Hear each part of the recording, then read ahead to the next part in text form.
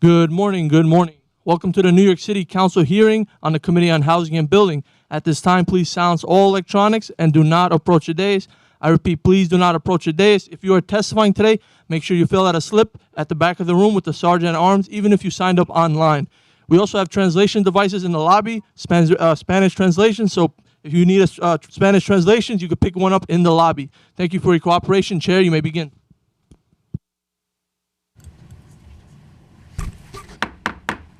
Good morning, everyone. I'm Councilmember Birina Sanchez, Chair of the Committee on Housing and Buildings.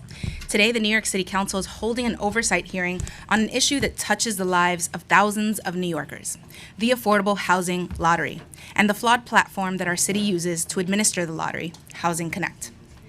I've said it time and again as chair of this committee, and sadly, it is no less true today. New York City is in the throes of a housing crisis. We know the statistics, a 1.4% vacancy rate for rental units, with more than half of renters rent-burdened and a third of low-income renters severely rent-burdened.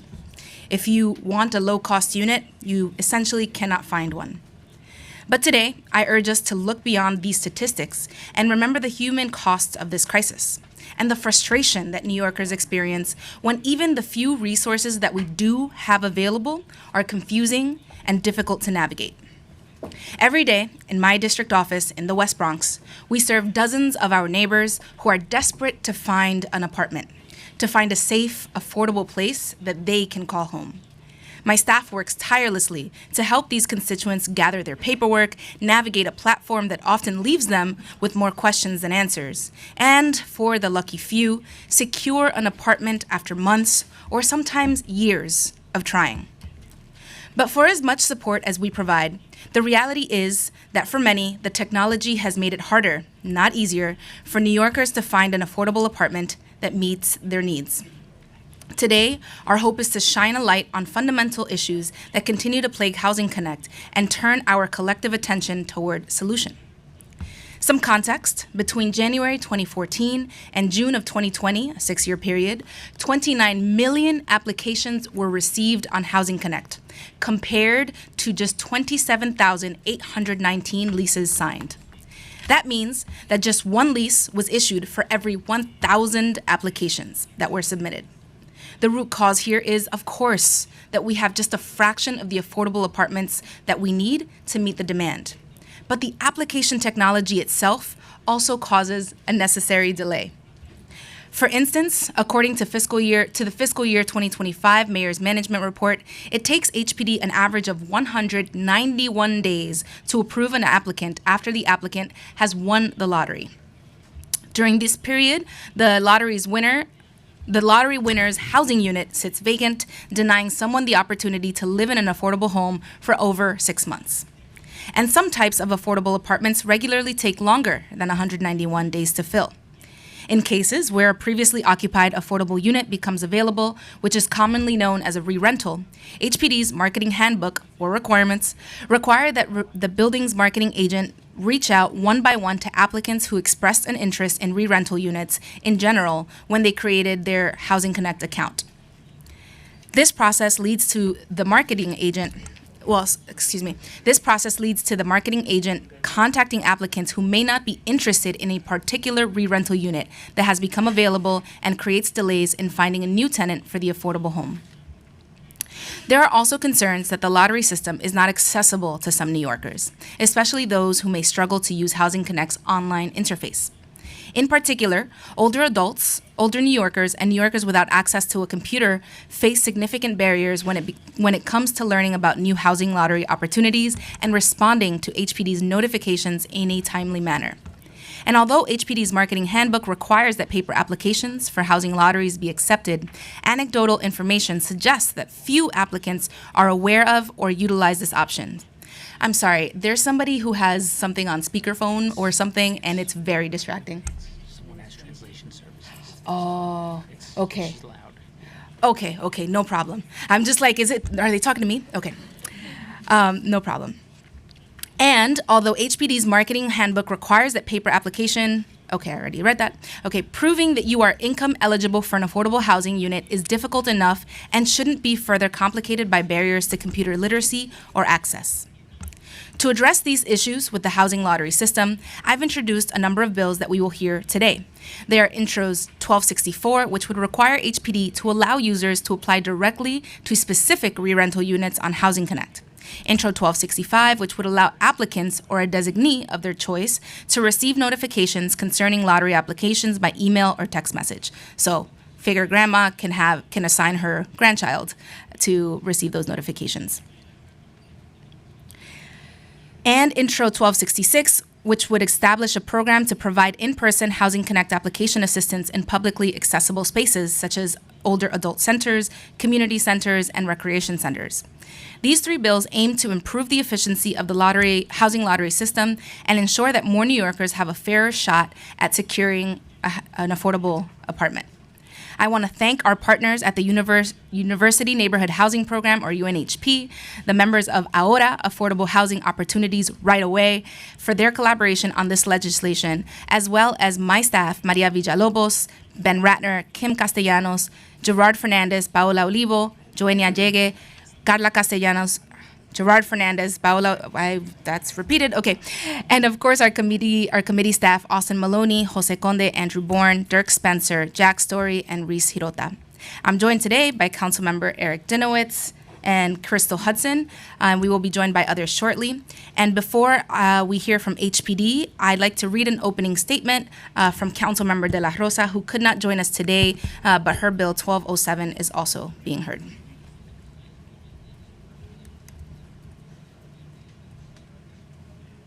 You ready? I'm going to be Carmen. I'm going to do my best impression. Okay.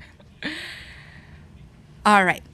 Good morning, Chair, colleagues, and members of the public. Today we'll be hearing my bill, Intro 1207, a common sense and urgently needed amendment to the Administrative Code of the City of New York, one that supports our workforce, strengthens city services, and responds directly to operational challenges we face today. This bill would allow time spent in a New York State-approved apprenticeship program to count toward the supervised practical experience required to obtain a high-pressure boiler operating engineer license. Currently, applicants must first complete a 2-year apprenticeship and add at least 3 or more years of supervised experience operating high-pressure boilers. Intro 1207 eliminates this unnecessary duplication by recognizing the hands-on supervised experience gained during the apprenticeship as valid toward the 3-year requirement. This change is not only logical, it is essential. The Department of Buildings, which recommended this bill, is facing a significant backlog on licensing engineers. By streamlining the pathway to licensure without compromising safety or quality, we can efficiently grow a skilled, qualified workforce. At a time when we are working hard to refill vacancies across our municipal agencies, this legislation is aligned with our broader mission to ensure that we have the personnel in place to deliver high-quality, reliable services to all New Yorkers. Intro 1207 is about removing unnecessary barriers, expanding opportunities for working people, and making government work smarter. I urge my colleagues to support this bill and help move it forward. Thank you to Councilmember Shekhar Krishnan for your partnership. Thank you to IUOE Local 30 and Department of Buildings for advocacy and work on this bill. Thank you, Chair Sanchez, and the committee council for allowing us the opportunity to have this bill heard today. Thank you, Councilmember De La Rosa. Okay. Your impression was not good. It was not good. All right. Don't tell her. Okay. Thank you so much, everyone. I will now turn it over to committee counsel to administer the oath. Please raise your right hand. Do you affirm to tell the truth, the whole truth, and nothing but the truth, and to answer all council member questions honestly? I do. I do. Thank you. You may begin. Good morning, Chair Sanchez, members of the committee, and all our partners that help make affordable housing possible in New York City. My name is Ahmed Tigani, and I'm grateful for the opportunity to speak with you today as the Acting Commissioner of the Department of Housing Preservation and Development. Thank you for inviting me here and for allowing me to be joined by my team, the Deputy Commissioner of Housing Access and Stability, Meryl Block-Weissman, and the Associate Commissioner of Housing Opportunity and Placement Services, Emily Osgood. We are grateful for the chance to discuss one of the most powerful tools in HPD's mission to expand access to affordable housing, the Housing Connect Lottery. We talk to New Yorkers every day who are doing everything they can to stay in this city. Some have only ever known this place as home, people working 1 or 2 jobs to make ends meet. single parents, frontline workers, retired New Yorkers on fixed incomes who helped shape the neighborhoods we love. These residents are now seeking access to affordable housing opportunities that meet them where they are at a cost they can afford in a neighborhood that they love. We hear from children that grew up in this city and now adults returning home after college in search of new opportunity, and families who want nothing more than a stable, affordable home where they can raise their children in peace. Today, we find ourselves at a moment of real urgency, with a frightening low vacancy rate of just 1.4% for all apartments, and to break it down further, 0.94% for apartments priced at $2,400 and less, and then less than 0.39% for homes at $1,100. We're at virtually zero for extremely low-income families. The housing crisis is not looming, it's here. Rents continue to rise while demand for affordable housing far outpaces that supply. For too many New Yorkers, the process of securing housing feels like a full-time job in itself. It's complicated, it can be slow, it's filled with uncertainty. This is a moment that calls for all of us and calls on all of us to move with urgency, clarity, and purpose. That's why our work at HPD, especially within the Office of Housing Access and Stability, is focused on one clear goal: cutting through the red tape and getting people housed. We're not just managing this Housing Connect system, we're breaking it down, we're taking in and assessing feedback, and we are rebuilding it to be faster, more responsive, and easier to navigate. This past fiscal year, we didn't just talk about removing barriers, we did it. We eliminated credit checks for voucher holders, because families with rental assistance should not be blocked by barriers that were never even necessary. We updated the marketing handbook, reducing paperwork, removing notarization requirements, easing documentation for federal benefit recipients, and making the process more accessible for people with disabilities. We're even making marketing smarter.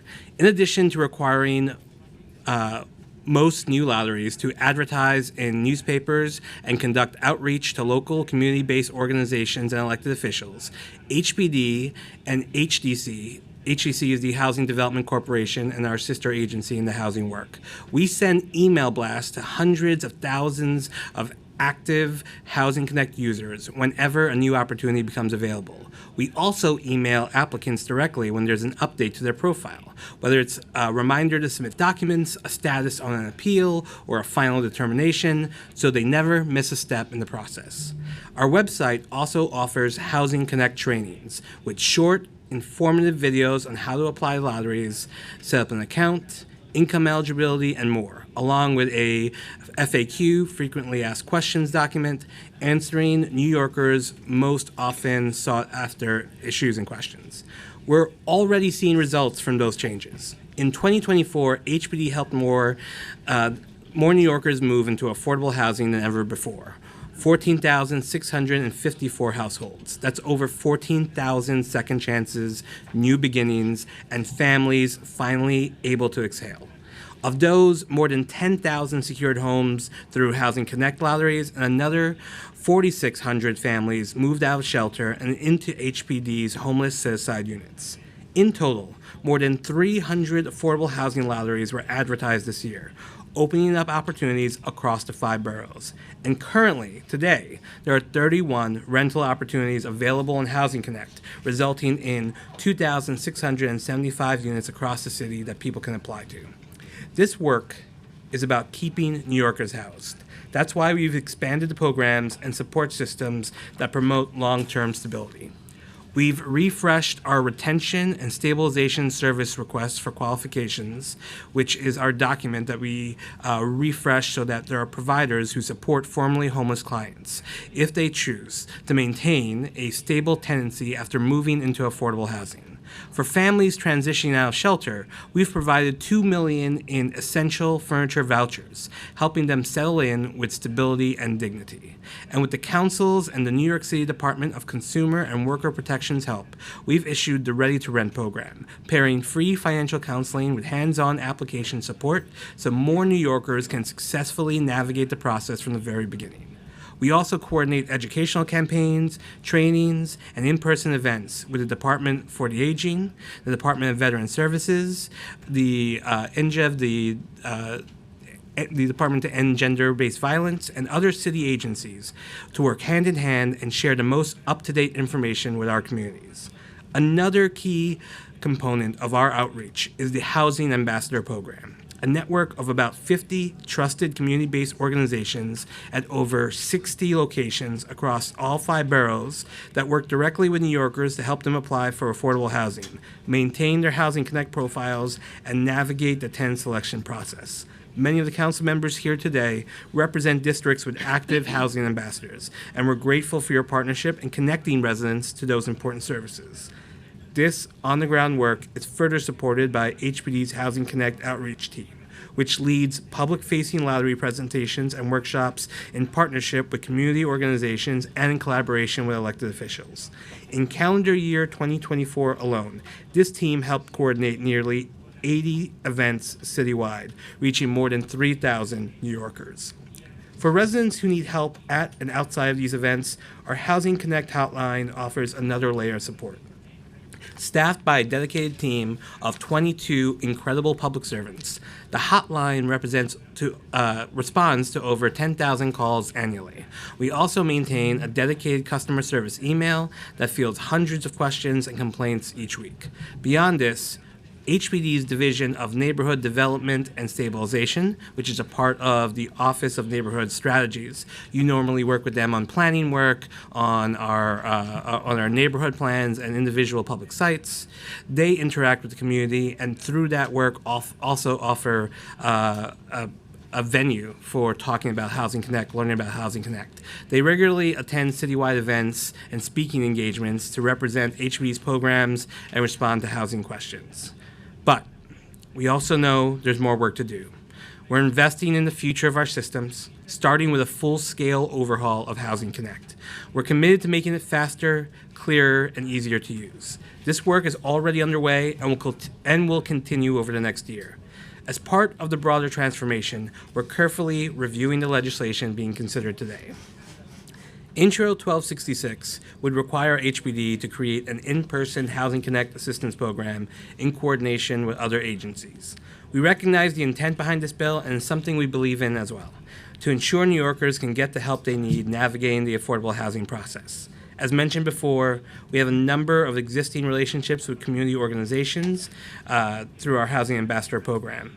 Plus, we recently launched a new Neighborhood Tech Help Initiative in partnership with the public libraries, providing the kind of in-person support we believe the Council is seeking.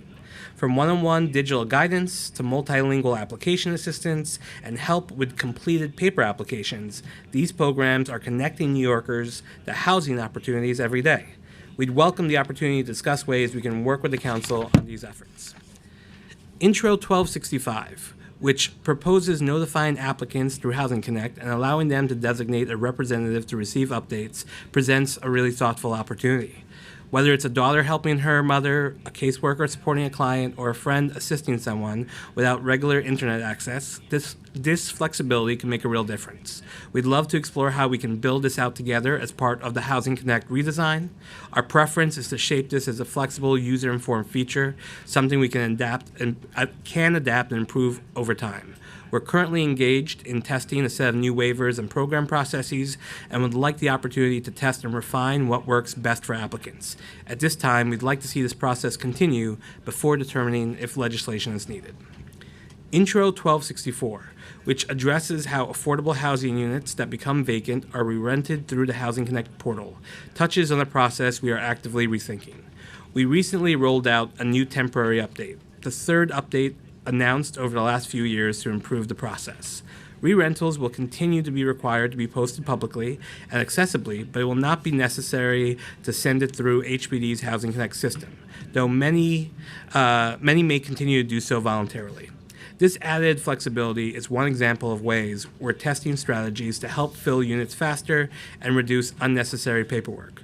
Over the next year, we plan to rebuild re-rentals, bring it up to speed using insights from the pilot, housing advocates, New Yorkers, building owners, marketing agents, and recommendations from the council in this hearing to guide that work.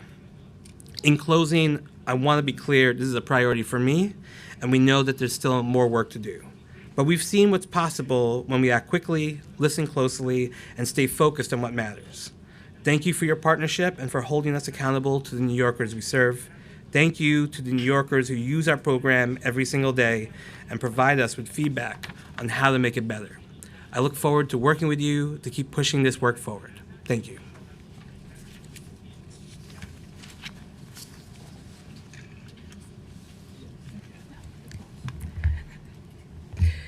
Thank you so much, Commissioner.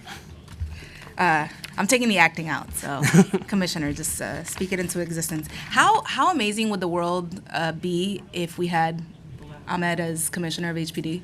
Like, let's make it happen. Okay, you heard it here first. Yeah, we are. Spirit fingers, I think, is better.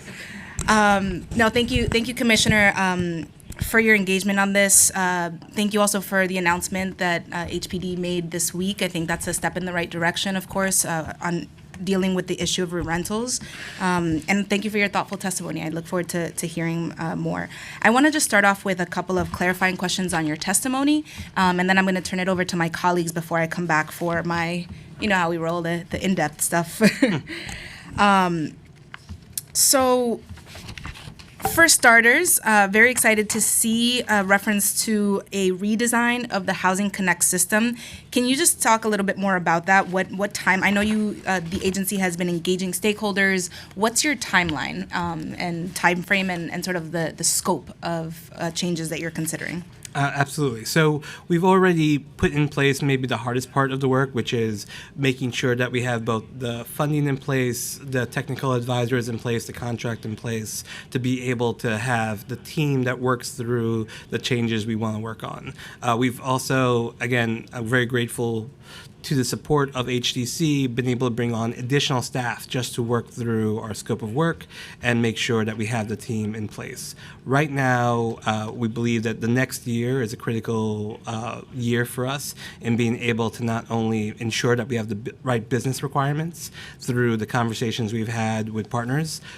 Those conversations happen every day informally, but we've also launched a series of more formal roundtables with marketing agents. Going back to last fall, we've had 8 so far, and we'll continue to have more with a plan to bring in some subset for user testing when the appropriate time happens. So from a timeline perspective, we had started this process from the research and analysis deep dive probably in the fall. We had been going much earlier in terms of building up what we thought we needed since probably the last launch, which was 2020, was the last time we refreshed Housing Connect. We actually make updates to Housing Connect every 2 months or so because things come up. New technology is introduced by marketing agents or owners where they are changing the way that they are working with applicants, so we're doing regular updates. But this overhaul is probably going to be the better part of the next year, and we'll hopefully be able to stay track on that. Thank you. Can you explain to the public where is Housing Connect hosted, right? Who has control of the technology? What does it mean for HPD to make changes? Is that a third party or is that internal to the agency? So HPD is the owner of the technology, with HDC as our partner in this work. The actual technology is hosted on hardware housed in a city building. We work very closely with OTI on that. And we are looking actually across our various systems, both the ones that we have and new ones that we're building, on what the most nimble and flexible technology is. So there's a lot of discussion about moving to cloud technology as a hosting solution. We just always have to make sure it's meeting our security requirements, that it allows us the ability to make adjustments. The team that maintains it is the vendor that we have on board that acts as a maintenance partner. We have staff within HPD's Office of Technology that also supports this work. And we have colleagues at OTI, especially on the hosting component of it, that supports us. So all three partners. And then on the when changes have to be made or build out, it's the same partners, and now we have some additional support from HTC moving forward. Got it. Thank you. Can you share the size of the contract with the vendor that helps to maintain Housing Connect? I don't have that number, but we're happy to get that number to you immediately. Thank you. Noting that. Just in terms of process, let's say that a constituent has identified that there's a radio button missing. There's no submit button here. Is that something that HPD and HDC work out together with OTI, or that you have to go to the vendor to get changed? So we would go to the vendor, and this is actually something that happened recently. This happens, people will notice either glitches with the system, or we'll either get email from applicants. Often we'll get feedback from marketing agents on, there's a front side of the system, there's also a back side of the system where the batching happens and applicants are drawn down. And if they see errors, they'll contact staff directly or incoming through our customer email or our phone line. Once we see that there's an issue, HPD Tech and our PruTech maintenance team work together to correct that issue. Sometimes it may involve being able to do it live, so they'll work in a test environment and then be able to migrate the solution into the live version of it, or they may have to take down the portal for a certain number of hours, which a notice is provided. We send an email to marketing agents and put information up on our website. Thank you so much. That's a great segue to my next question. My team in the last 2 weeks has flagged for me multiple times, multiple outages of Housing Connect, which is a really big problem because we have seniors, persons that, they're digitally divided, right? And they have appointments that they schedule months in advance, sometimes because there are very long waiting lists for housing ambassadors. And now the day that their appointment is scheduled for, Housing Connect is down. So what is this notice? How far in advance are you telling the public that Housing Connect is going to have an outage? So as soon as we find out that there's a problem, and I'm going to actually ask Emily to build where I'm missing. As soon as we find out that there's a problem, often that's the moment we take action. If we realize that there's an inability to correctly use the site or the site's malfunctioning, then there's not something we can do to create sort of a safe mode environment for it to move forward with, then we'll take down the site, and we'll notify people. But Emily, if you can explain further. Sure. We are notifying marketing agent partners. Yeah, bring it closer to you. I never want to be that person shouting into the mic. Notifying. What's wrong with marketing agent partners, housing ambassadors, our teams, and putting the notice up on the website. Usually when the site has to be down for just an hour or two, we're working up until that point. So it may be the day before, it may be the day of. Got it. I would like to acknowledge that we've been joined by Councilmember Abreu and turn it to Councilmember Dinowitz for questions. Thank you, Chair. Hello, Northern Commissioner. Hope all is well, Commissioner. So I want to clarify something. For someone applies, people apply for housing on Housing Connect, and then for a given unit, you send out offers in batches of 250. Is that accurate? So if someone is applying on Housing Connect, so someone submits an application, there's a period of time in which we're collecting applications, then then the window closes, and the applicants are then there are two parts of it. There's we have still existing preferences, and then we also have the general lottery. There's a log number built. Everyone's randomized, right? You don't want to be penalized for right. But I'm just asking. Yeah. You send out. You don't send out. Let's say 10,000 people apply. You don't send out 10,000. No. You have batches of 250. Okay. What % of those people are rejected because they don't meet the qualifications in any given batch? What's the average percentage that people are rejected because they don't fit the criteria for a given unit? I don't. let's get back to you on the percent that is rejected per batch. People are rejected, though, correct? Yes. Okay. So and it could be something on the early part where it's eligibility for the unit. It could be income eligibility. It could, if it's in the preference category, it's a preference piece, and then they're moved into the general pool. There are a lot of different reasons why that happens. So I think we will also try to break it down around that. I'd love to see that. And then how long between each batch of offers? You give a batch, how many weeks until the next batch is offered? I think it's a back and forth, right? So we are providing, Like on average, like you guys send out a batch of 250. Yeah. On average, how many weeks does it take to then offer the next batch?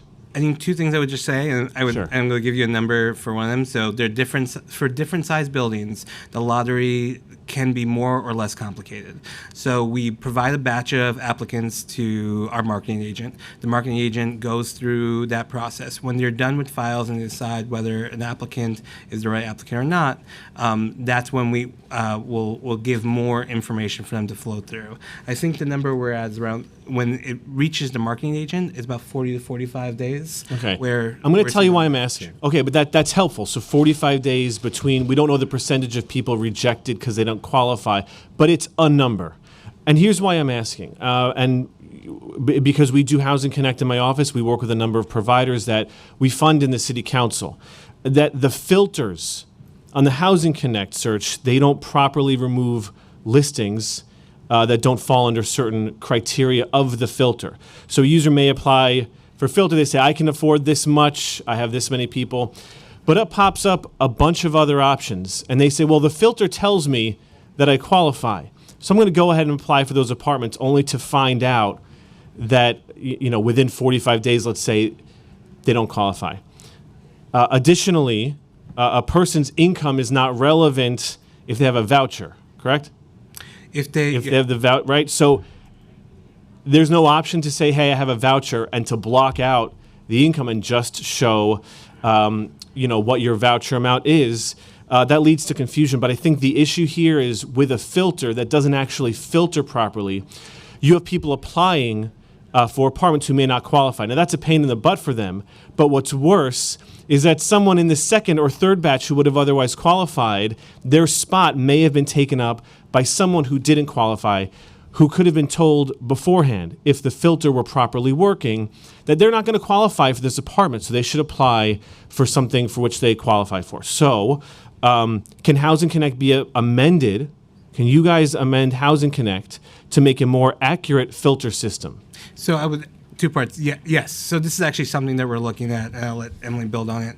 I'd say that on the voucher piece, it's something that we've been talking about specifically.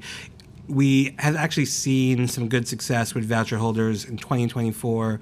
We had about a little over 2,600 individuals move into units in Housing Connect with vouchers out of the shelter system. So we know there's a pathway, but which is wonderful. But what I don't want to see is someone with a voucher saying, "Oh, I don't qualify because the filter tells me I need to make a certain amount of money." And I guess my follow up there is that through that work, we're seeing that we can actually make it more clear. So the front end filter is one of the areas that's on our scope list. And do you have a timeline for when that filter is going to be updated? I don't have a timeline yet. We can come back to the council as we with updates on where we are in Housing Connect. I would love to see a timeline on that, and you certainly love those percentages because that is going to speak to how one of the reasons people may be waiting so long is because other people who don't qualify for certain apartments are taking up those spots. I just want to quickly ask about the efficiency of the system. As I mentioned earlier, we in the council, millions of dollars for housing providers. I know we have Josh Stevenson from West Bronx Housing right here. Great work in our office. And our staff spend countless hours on Housing Connect. But one of the challenges our providers run into is doing the work for their clients. And they share with me a provider portal would help the organizations work more efficiently with clients to check the status of applications and work through the lottery process as a whole. And it can include a list of ongoing applications by the provider's clientele. Could HPD implement such a portal specifically for providers that we fund with city dollars to ease the lottery application process for for residents of New York City and making their work more efficient. I'd be happy to talk more about it. I think one of the bills here also talks about information sharing between individuals and third parties. A lot, and we saw this when implementing the emergency housing voucher program and our housing choice voucher program. There are questions about technology, which we'll talk through, and then there's the security and the data privacy piece. How do you make sure that we ensure it's going to the right eyes, only the eyes that the applicant signed off on, and then if there is a separation between the applicant and the provider, how do you make sure that that information is no longer available? These are questions we've answered before, and we should just talk through. Okay, I would love to talk through that with you. And just secondly, because my time's up, and I appreciate the chair for letting me extend, is is there any barrier, what barriers exist that can be broken down to port documents directly from Access HRA? Because, again, people are already uploading documents to one system. This is New York City. It's the same, should be the same computer system. What barriers exist between the document sharing in those instances? So I'll let my colleagues correct me if I'm wrong, but starting last year, we actually, taking a step back, we are using federal dollars that we received during COVID to build on a set of recommendations and working group discussions to bring together DSS, HRA, HPD, DOHMH more closely together, especially as it relates to our homeless placement services. A lot of this work has resulted in us getting to over 100% increase in placements. So there are two parts of this. There is A, setting in place the legal framework for data exchange, which we've been working on since EHV and moving forward and putting those agreements in place. And now we have funding for and building toward a shared dashboard just to make sure that we're looking at the same numbers. And then the next part would be being able to use reciprocity on documents. Yes. So I guess the same question, could you provide a timeline for that document reciprocity? We can come back to you and tell you where we are in the process. Thank you. Very last thing, very quick. I've been informed by one of my community boards. Just ask him when he's coming back. When are you coming back to me? Thank you. I have to look. We will, after this hearing, I promise we will get back to you this week with a set of times that we think we can get back to you and information on answers to all this information. Thank you. And very last, one of my local community boards has reached out to schedule presentations by HPD on Housing Connect, and I've been told they've been having trouble getting that appointment. So we can reach out today. Okay, we'll speak afterwards about that, but thank you very much. And Chair, thank you, and appreciate the time. Thank you very much, Chair. Thank you. Thank you. Acting Commissioner. Thank you, Councilmember Dinowitz. Okay, yeah, and I just, to hammer on that point of timeline, I think this hearing is all about frustrations that constituents, providers, service providers as well have had with the platform, and this feeling like, when they have tried to share feedback with the agency, they've been met with a lack of engagement, right? And we don't need to legislate all these changes. We can talk it out, but only if there's that real commitment to a timeline. Like, we want to know when we're going to sit down, when are we going to be able to talk together about this, because there's Housing Connect was amazing about 12 years ago when it was created, and there was that update in 2020, but there are still these frustrations, and we see AI, we see what's happening in other technological advancements, so we want to understand how the agency is also taking advantage of these available technologies, and if there are any hindrances to doing so. So on that, I want to go back to the questions about the contract and the vendor. Who is the vendor? And can you just share if there are any hindrances with updating the technology more, in a bigger way than just radio buttons or glitches? What does that look like? Do you have to recontract or anything like that? So the vendor is Prutech. They've worked with us before, and we're working with them on a number of different projects. They have worked with the city for a long time. We have talked to them about really having a pretty broad approach to making dramatic changes to the program.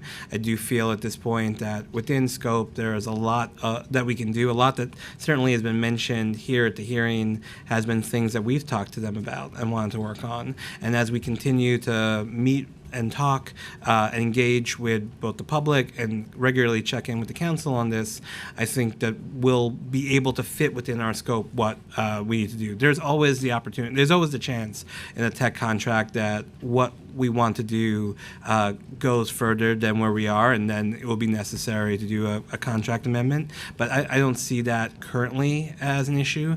Their expertise and their record of delivering in the past suggests that they are able to do that work. They gave very strong inferences about their ability to deliver on what we asked for.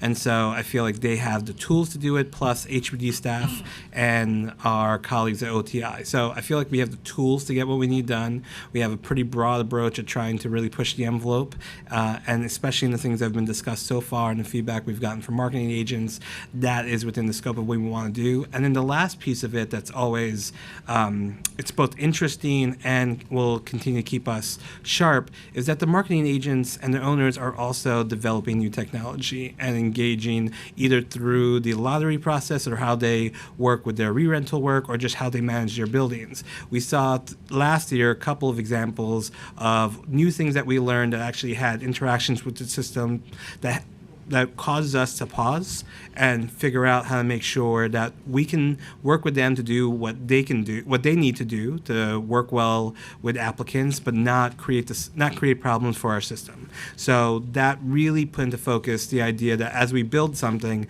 it needs to have the flexibility to incorporate new technology that the private market is also working on. Thank you, Commissioner. So.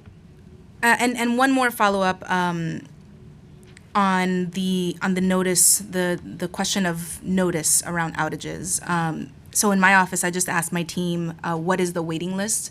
So right now, if someone walks into my office and they say, I want to apply for an affordable apartment, and we want to refer them to West Bronx Housing or KHCC or Kingsbridge Heights Community Center or REVA or UNHP, we're giving them appointments in July. And so if on July 13th there is an outage, it's really harmful. So can you commit to not having the site go out without, say, a business day's notice or 2 business days notice, so that we can flag for our partners and troubleshoot? Two things. One, I'd like to talk a little bit about how the waiting list is formed and what that is versus the mini lottery, which has come up, and I'll let Emily talk about that. But in terms of notice, sometimes, usually if it's a planned outage, yes, we can commit to creating a timeline that makes sense. The example I gave before about a new technology that was from the private side working within our system and creating issues was something that was developing in the moment and created a problem that we had to shut down. So if it's something external affecting our system, it would be very hard to give advance notice, obviously. But if we have a planned outage, we can work on giving as much time as possible. It may be there's an emergency, we have to shut down, or we know that there is an update we want to make. We're going to give a nice long timeline. We also can talk more and think more about the appointment piece, because if there's an in-person interaction that relies on the system information, maybe there's another workaround, because as you pointed out, getting those appointments are very hard to schedule. So that should be on our list to continue to work through. But you're going to support 1264, and it's going to be great, and we're going to expand access to in-person appointment help everywhere in the city. And I would say that as I testified earlier, we're doing in-person support, with our senior centers. I recently visited one, the Sarah Roosevelt Garden Senior Center, working with their deputy director, who engages directly with seniors. We actually did a series of town halls just at senior centers last year, based on feedback we got from one specific senior town hall. So we just did Housing Connect seminars with DOF, us, DIFTA. We are also doing similar outreach and work with the Department of Veterans Services and the VA hospitals themselves. We're doing work with domestic violence shelters. We're doing a lot of this now, plus the neighborhood tech help initiative. So I would love to talk more about where the gaps are. I saw that there was a recommendation to be more involved with recreation centers. So there's an email out to the Department of Parks right now to see what we can be doing to work together there. Again, we did nearly 80 events last year, and that was a real highlight for us. We'd be happy to do more. Yeah, it's not mine. Got it. Thank you. Okay. I'm gonna hold you to that. Okay, so back to your testimony, you mentioned some changes that you are making to make marketing smarter, you wrote, and you said. So when were some of these implemented? For example, the email blast that you described, emailing applicants when there's changes to their profile. When did you make those changes? Starting when we built this version of Housing Connect in 2020, there's been a regular quarterly reminder that goes to applicants, notifying them, reminding them to keep their profile up to date. In the interim, if there are changes to Housing Connect that this doesn't happen often, but for some reason requires a person to update their profile. Let's say we've made a technical change. We want them to confirm something. Then we'll email everybody and put a notice up on Housing Connect. Okay, thank you. Great. I understand, as I mentioned earlier, that HPD is hosting roundtables with housing providers and marketing agents to improve the system. But how about similar roundtables with applicants, members of the public, to understand the user experience? Have you been doing that? And if not, can you commit to engaging regularly with applicants to update the system? Yes, this is something we started talking about earlier this year. We just finished the latest round with the marketing agents, and next is impacted individuals. So we see this successful actually in our Section 8 work, where we have residents advised in that work, and we're going to implement a similar model in our Housing Connect work. And we'll obviously keep you up to date on how many we've done and who we've talked to. I will say that, again, we get hundreds, if not thousands, of individual inquiries. I get them directly, personally, and I find, just now, and we do take those seriously, and much of that actually goes into the scope of works we build, either the bi-monthly updates or this larger overhaul we're doing now. Thank you. I appreciate that. Moving to the application process itself, on average, how many affordable housing applications does an individual development receive, or units, whatever metric makes most sense to explain that? And is it possible for you to share a breakdown per borough? Yes, we can share breakdown per borough. On average, there's about 16,000 applications per development. But again, it depends on the characteristics of the building, how big the building is, the unit distribution, the AMIs, the eligibility of the applicants. But best guess is about 16,000 applications per borough. In 2024, we received about 6 million applications, and we marketed about 10,000 units and over 300 lotteries. Can you repeat those last numbers? Sure.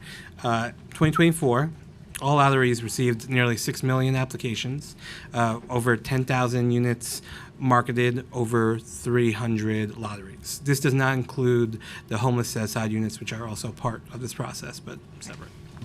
Are you noticing more demand in particular boroughs or areas? We have a local law report, Local Law 217 of 2019, that I'm looking at right now on my screen to show what we've reported on for applications by borough. And so I would encourage all of us to do that, and we can share that with you more directly. We do see a pretty even distribution across boroughs, generally speaking, with a fewer, in some cases, in Staten Island. Got it. Is there a difference in wait time or a time to fill units by borough, by geography, that you've observed? That's an interesting question. I don't have that data in front of us, but we will look into it and get back to you. Thank you. For an affordable housing apartment, how long does the entire application process take from submission to move-in? So there's two different ways we look at this. One, in our underwriting, the way we plan for it, we are looking at 12 to 15 months for lease up. But as you mentioned, the MMR has 109 days. So there are two different ways. You can either measure it from when the applicant is selected and we move through the process to get them in lease up, or from when the application period, the deadline ends, and we get to lease up. There's the other part of it that sometimes changes this is whether the unit itself is using low-income tax credits or not. There's an extra layer of review that goes into that. And that's actually some of the changes that you see in the marketing guidance that we put out yesterday or the day before are things that we worked on through conversations with Treasury and the IRS last year to limit the pieces of paper that are required, to work with syndicators and work with lenders to make sure that they could be comfortable with a different review threshold. So that's part of what we're trying to do to reduce that time, especially that 40 to 45 day period with marketing agents where they have, they have a lot on their plate. They're doing great work and they're trying to get through different applicants who may have different requirements. Thank you, Commissioner. On the application, on the provider interface or the landlord interface portion, who has access to these documents? So say I'm submitting, my 2020 tax returns or whatever. Who is able to see those documents on the back end? It is just the approved marketing agents for that project that you are applying to in Housing Connect. Even though we provide the opportunity to save some documents on your own profile in Housing Connect, sort of in your document library if you wish, for easy access. When you are applying to a specific lottery and then notified that you've come up in the batch, you've come up on the lottery log, and now it's time to submit your documents to confirm you are in fact eligible, though that is when you choose or upload what you want to send, and that goes directly only to that project specifically. Got it. So Treasury and IRS are not reviewing. No. IRS has the tax returns, No. but The for other documents. There is, to get just a little bit in the weeds, so because low-income tax credits have to be verified, in fact, occupants of those households go through annual compliance review.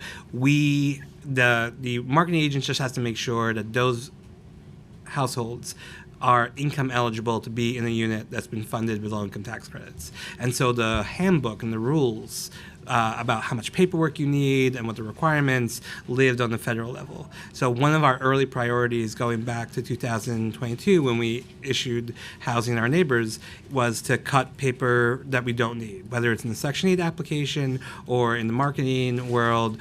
How hard do people have to prove that they're eligible for this apartment? How can we reduce it?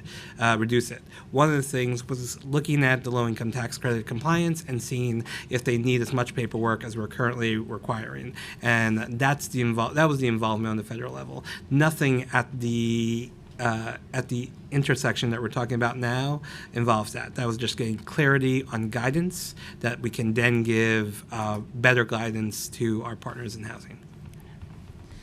Thank you. Switching gears to paper applications, according to the 2025 Marketing Handbook, the marketing agent may receive requests from an applicant to submit a paper application. How does HPD keep track that the marketing agent is sending an applicant a paper application? Do you know how many paper applications were added to Housing Connect in 2023 or 24? So I can give the numbers and I'll ask Emily to go through the process. But in 2023, there were 26,293 paper applications logged in Housing Connect, and 26,293 paper applications. And Emily, if you want to go through that. Sure. So the process for requesting a paper application for an individual lottery Also, from that development also means that development maintains a log of all of the paper application requests that they received, and the agencies can access or request that log of applications. That is to your question about how do we make sure that everybody who requests a paper application got one.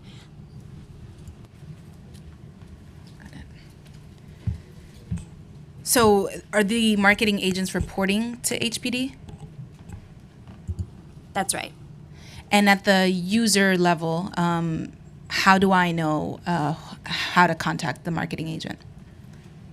The contact information, are we talking about paper applications specifically still? The contact information for the marketing agent is on the lottery advertisement, so that you would see in a paper, through advocates or other services, online if you happen to be online, but certainly not necessarily. The contact information is on that public advertisement, and then the marketing agent responds with further contact information when they're providing you with your application and any follow-up correspondence through the mail. So you'll have more contact information directly from them. So the marketing agent requires you to mail in your documents? That's right. You can also drop off documents. That's a requirement we have as well, that has to be possible if that's easier or more convenient for folks. Are all marketing agents based in New York City? Or they have addresses available? Let me get back to you on that before saying definitively. That has, by the way, just anecdotally, as I mentioned in my opener, that has not been my understanding. My constituents will always complain that they can't get a hold of paper applications, that they want to submit paper applications, but they are not able to. So I'd love to follow up offline about what is happening in those instances. And just to add, so we actually, a couple of years ago, moved the marketing agent, the ability to market in this work. You now have to be a qualified marketing agent. So there's a review, there's an ability for us to hold people accountable. So yes, if people are hearing that kind of feedback, we would work closely with them to see if there's any issues that we're not aware of. But beyond that, we now have a way of being able to hold folks accountable. Thank you.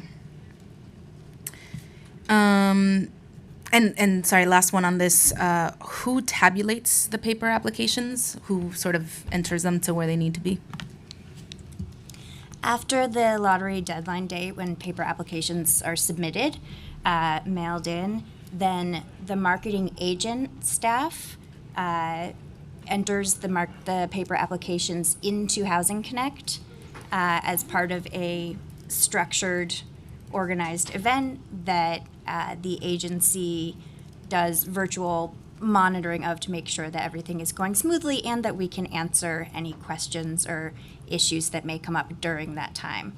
When all of the paper applications are entered into Housing Connect, they're grouped together with all the online applications for that same lottery. That's when the system applies a random log number to each one, and the batch processing and eligibility review begins. Got it. So there's no different treatment in terms of preference for digital or paper applications. They're treated the same way? That's correct. That's right. Thank you. What is a marketing agent? Who is a marketing agent? What are their duties and responsibilities? That was such an energetic question.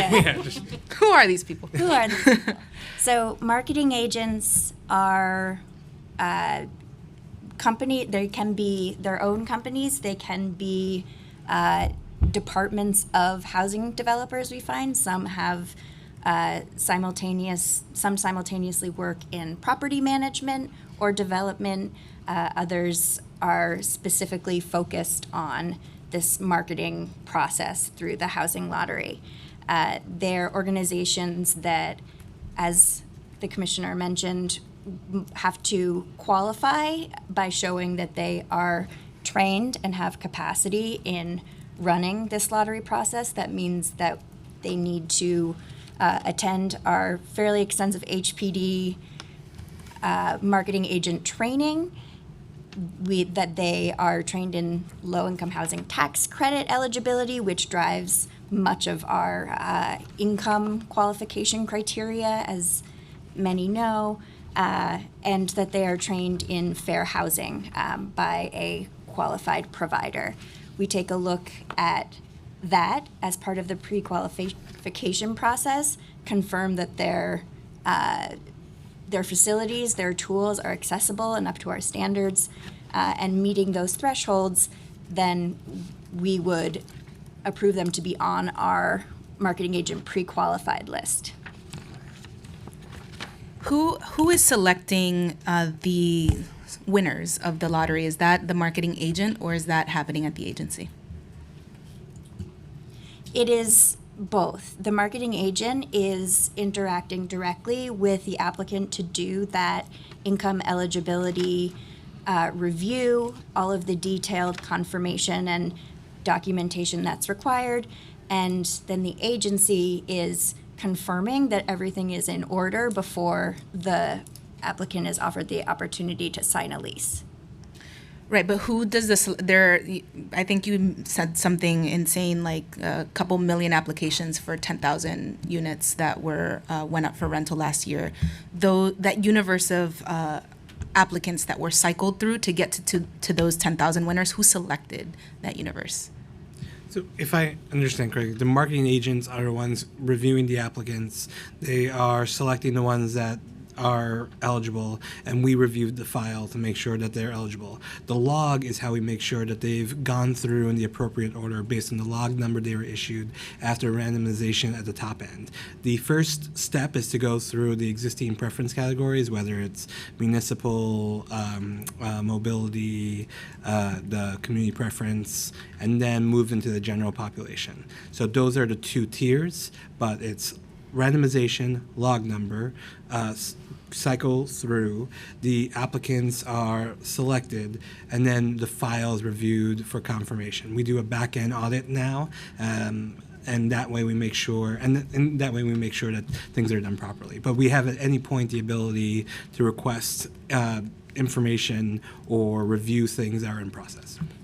Got it. How many pre-qualified marketing agents are there? There are about 63 right now on the list. We have about 63 on the list, and we have made changes to the process to streamline that work in case there are other qualified teams in the communities that want to be part of this. Thank you. Are there language proficiency requirements for marketing agents? There are language access requirements, so I can get back to you on the specifics, or they can be found in our marketing handbook. Happy to provide those, but an applicant needs to be able to access the services in the language that they speak or read or use, and marketing agents are responsible for providing that. Thank you. And can you just, again, in terms of the user experience, can you highlight how today HPD marketing agents, how are you communicating with applicants to a lottery from the moment that they apply to onward, right, to the moment that the building is full or the units are filled? So when you apply for an apartment, if you are selected as someone who may be a candidate for a unit, and there could be multiple people who are looked at per unit, there could be communications that come through the process, whether it's reminders to submit documentation, or if it moves even further, to set up a schedule to view the apartment, and then if it gets even further down the line, possibly complete the process and be selected for the lease signing. At the end of the process, there is an email that notifies applicants that we have finished a lottery. If they have not been selected, then they are encouraged to apply for other lotteries that are available at that time. Got it. And so what are the intervals of communication from the marketing agent / HPD to? Certainly. So it starts somewhat with the applicant's choices or preferences on if I'm an applicant on my Housing Connect account, I go to my account page and I choose what kind of notifications I want to get. And if I want to receive notifications about important milestones by email, if I want to be able to also do that by text message to my phone. So that's number one. The points at which which the system, but based on actions that we and marketing agents take through Housing Connect, notifies applicants, usually have to avoid overwhelming people, but with a million text messages and emails, but also make sure that people are getting the key information they need, especially when an action needs to be taken or a decision needs to be made. Notifications happen when your application has been submitted, so confirm that your application has been received. If it's time for you, if you've come up on the lottery log, right, your random number has come up in a batch, and it's time to confirm your eligibility by submitting documents, that's a notification. If you set up an in-person appointment or a phone appointment through the system, you'll get a notification related to that. If you are approved for the unit, certainly you get notifications about that and information about move-in. If you are not, and let's say it turns out that based on all of the detailed information you provide, your income does not qualify you for that unit, and you receive a rejection notice, you get a notification about that. You then have the opportunity to appeal if you disagree or have corrected information to provide. You get a notification when the response to your appeal has been processed with further instructions as well. I guess, thank you, that's helpful. And these notifications, I understand from constituents and stakeholders that they do not occur via text message. So are there some marketing agents and in some cases where there are text messages and other cases where there aren't? It wouldn't be by marketing agent, it would be in how each applicant's profile, how they've set up their account, what their preferences and contact information are in their account. So if they have provided a phone number for text messages and indicated that that's their preference, though that's when they would be getting the text message alerts as well. Got it. Often, many do it by email instead or in addition. Got it, thank you. Got it, okay. Back a couple more questions on marketing agents. Are there any incentives to fill units faster that the agency provides to the marketing agents? There's not a clear incentive. I would say the biggest incentives, given the length of time, is that marketing agents who are most efficient and effective are often marketing agents that we see are able to do more of the work in our industry. And then the second part of it is that there are two pain points. There are two places of suffering in the length of time for lottery. There are people who could be in housing faster, and there are owners who are delayed the ability to get the revenue they need to operate the building, or they need to reach a certain move-in rate to meet their LIHTC compliance. So there's a couple of financial incentives on the part of both the marketing agent, the owner that's hired them, and then of course the security and stability of the tenant in order to get this done as fast as possible. And I think really the root of much of the frustration that we hear about it. Thank you.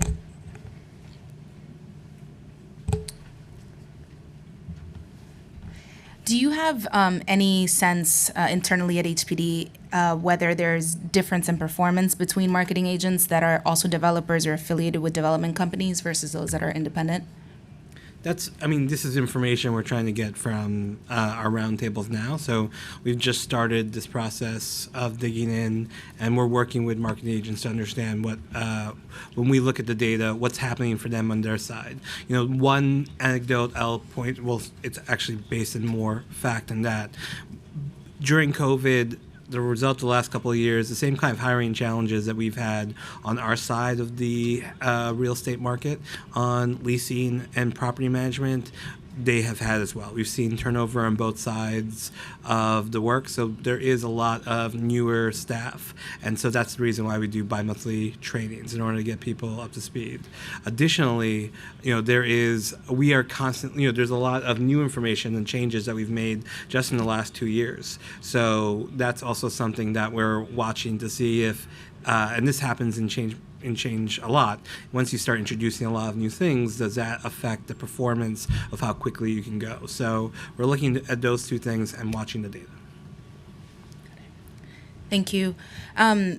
Turning to the issue of re-rentals staying vacant for long periods of time, can you just walk us through the changes that were announced this week, and how these changes will be different from the mini lottery system that existed prior to this pilot? So for re-rentals, there were two options. They could either do the mini lottery, which allowed individuals who wanted to continue to get opportunities from Housing Connect to get notices about units that were available citywide through a lottery that we would drawn up based on preferences that they listed for units that became available through re-rental. Owners and marketing agents also had the option of opting into a waiting list that drew up a waiting list based on those units that they had available, and they can draw from over time. This newer option is focused on looking at the work that our marketing agents and owners have done in other ways that they market and put people into housing. So they still need to be compliant with the marketing guidelines. However, they are able to use other ways of marketing those apartments. They can use Street Easy, they can use waiting lists. Again, as long as they follow the transparency and fair access rules that's in marketing, in our marketing guidelines, they can move forward with that. That's going to be the case for HPD buildings. We will have a slightly different focus on HDC regulatory buildings because of other dynamics having to do with their regulatory agreement. So they can work through that process. We're also looking at trying to alleviate an issue around tenant in portfolio moves. So there was a lot of feedback that we got to try to allow for greater flexibility around that. There are buildings that will be able to lease up and bring people into apartments and then provide the file for that for review after the fact. There are some buildings that, due to the rules that we have in place around some of our incentive programs and our zoning programs and our regulatory agreements, will have to provide those files in advance, but we have committed to a rapid review of those files to make sure that they're eligible. Am I missing anything? And so those are some of the things that we've heard from the industry, being able to use their own listing strategy, being able to work within their own portfolio to address in-tenant moves, and then being able to have different ways of getting tenants into units if they are able to, based on the rules and regs that agree that exist. And then if they have to review it with us before, we commit to a rapid review of those applications. Got it. So, Yes, and sorry, there's one.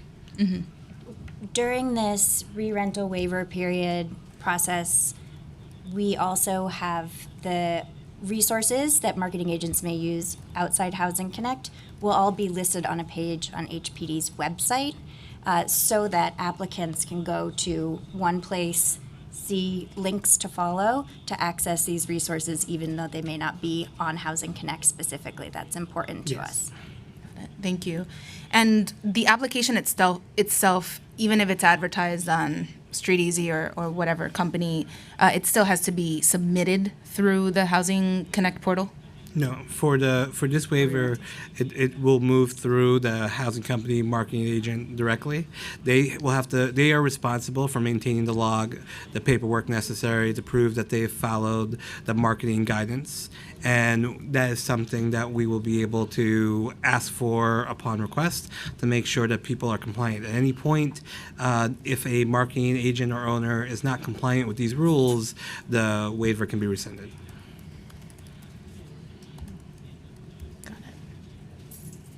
And so how is the agency thinking about, right, there's always, in our conversations, there's always this trade-off between fairness and the amount of time that it takes to run through, whether it's a new building or the re-rentals. So what is your assessment in the pilot program of how fairness is going to continue to be ensured? We've had pretty lengthy conversations with the marketing agents and owners. I think they understand, and many of them have been themselves longtime advocates for this kind of approach to housing. So, and they already have within their framework the rules and regs that they've built through either initial lotteries or rentals that we have. They will be applying that framework to an existing in-house system and being able to execute thereafter. They understand that the responsibility for to maintain that records is real, and that we would come in and check to make sure that that's happening. We do believe that maybe more importantly, the system that we've built around re-rentals did not live up to our expectations about where that is. And there's some percentage of units that are not being rented up fast enough, which is bad for people. We need to get more heads on beds, as I said before.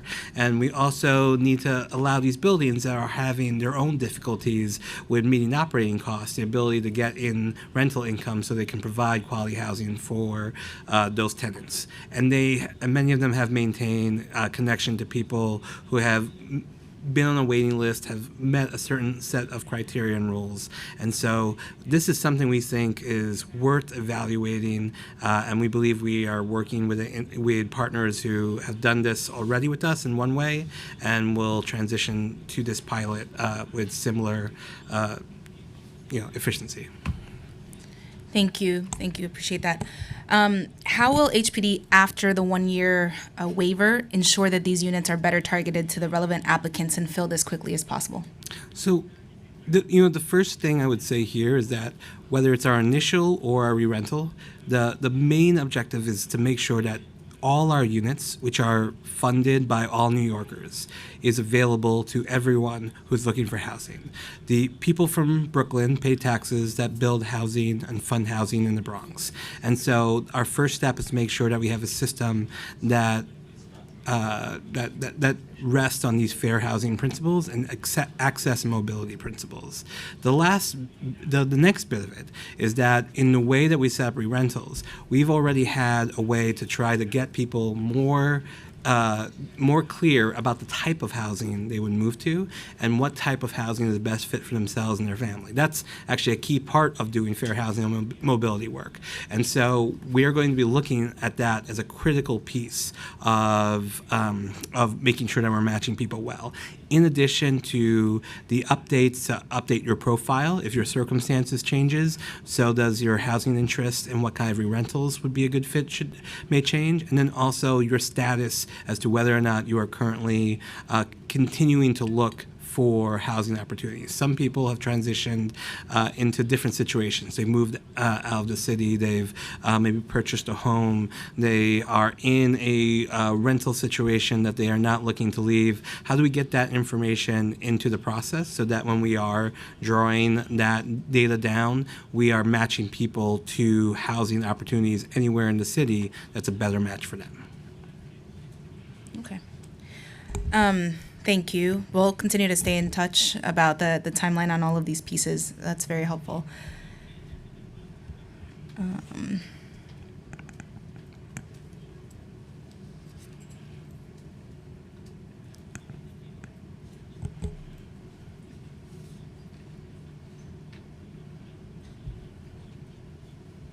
Just running through my questions here. One moment.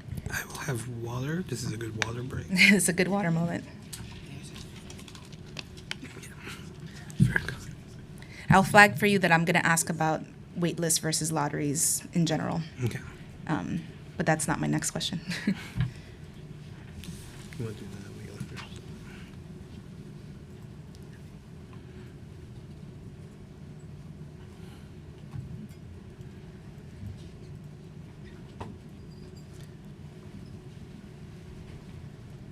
I think I asked many of these. Housing ambassadors. Can you just walk us through how many housing ambassador partners are there, and what is their capacity to serve? Do you have numbers of applicants served on an annual basis? I'm not sure if we have numbers of applicants served, so we'll come back to you on that, but there's about 50 organizations in 60 locations across the 5 boroughs. If individuals are looking to connect with a housing ambassador today, you can call 311 to get information. You can go on our website, and on our website you're able to look by zip code, and they'll find in your borough where your closest housing ambassador is. Those are, they're largely volunteer organizations, but they're organizations trained by us. They're given a wealth of access to us to help triage the work that's happening in those neighborhoods. Additionally, there are not official housing ambassadors, but we have a network of senior centers. DIFTA's housing assistance work is, their folks are trained by us. We give them information. We're working regularly with them. We're working with, I mentioned earlier, the mayor's office to end gender-based violence. We're working with the Department of Veteran Services. We actually meet with them every several weeks to talk about housing opportunities. We work a lot with other city agencies, since housing is such a critical issue, and whether they're talking about parks issues or whether they're talking about, open streets, there's always going to be someone who may have a housing issue. So we try to make our information available to them, either digitally or in hard copies if requested. So there are lighter touch versions of that with the information. There are more formal engagement and training that may happen through the informal network with agencies that have housing specialists embedded there. Again, DVS and DIFTA, I think, are 2 good examples. And then there's our 50 organizations, 60 spots across the 5 boroughs. Thank you. And just to clarify, you said many of these are volunteer organizations. Is there any level of financial support that HPD provides? So there is. So again, huge thanks to the council who supports the Ready to Rent program, which is a program that funds 9 organizations to do even more in-depth preparation on getting people ready to apply and be successful in the application process if they're selected. So the outside of the council's funding for 9 organizations, there's no other administration support? Again, we support it with multiple staff members, both within, there's a housing ambassador. But y'all don't give them money. The housing ambassador, there are other ways that we support our housing groups. In this program, no, there isn't a dedicated expense stream for it. Got it. Okay. That's an issue. Okay. I can confirm that is an issue. I mean, I have organizations like UNHP in my district that do incredible work. They work overtime. They're already operating on shoestring budgets, trying to do the best for a community that has so much need. And it would be very helpful if we could buttress what they do with financial supports for staffing. And, also West Bronx Housing is here. My organizations are in the House. Northwest Bronx has been on top of you for the whole hearing. I don't know if you know that. No, I feel the presence. But there's just so much need. So I'd love to, we have the bill, but we'd also just love to have a conversation, right? We want to get these things right. And often it helps to have legislation to spur us in the right direction of conversation.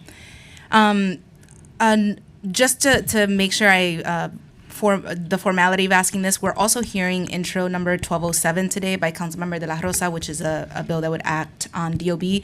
Are you all representing their position today? No, you would defer to DOB. Okay. Does DOB have a position? Okay. Can you say that someone said in the administration, because he's not under oath, the DOB supports? My understanding through my colleagues at City Hall is that my former agency, DOB, supports that bill. Thank you so much, Commissioner. Okay, last question, and I want to end on this bigger picture question. Over the years, I've heard a lot of advocacy or just thinking that we should actually consider as a city moving from a lottery system to a universal waiting list for these affordable housing developments. There's a lot of issues that have been flagged, inequity of access. We've talked about the digital divide. there's the perception of unfairness or randomness because it feels like it is a crapshoot in many ways, whether you're going to be selected. And there's even I can't tell you the number of conversations that I've had in my own community about, nah man, it's rigged, this is just they put their own people in. And we have had these conversations, and I try to explain to them the process, but there's all these different reasons why there are certain advocates that have pushed for a waiting list versus a lottery approach. So can you share just what the thinking is? Why do we as a city conduct housing lotteries versus having a wait list like NYCHA? Yeah, I think there's a lot there, but if one of the outcomes is to get someone into housing more quickly. And given how extensive the need and how long the list would be for waiting lists for affordable housing, it is in fact numerically more likely that being part of a lottery rather than waiting at the very long line of a waiting list will put you in a chance to have access to a housing faster.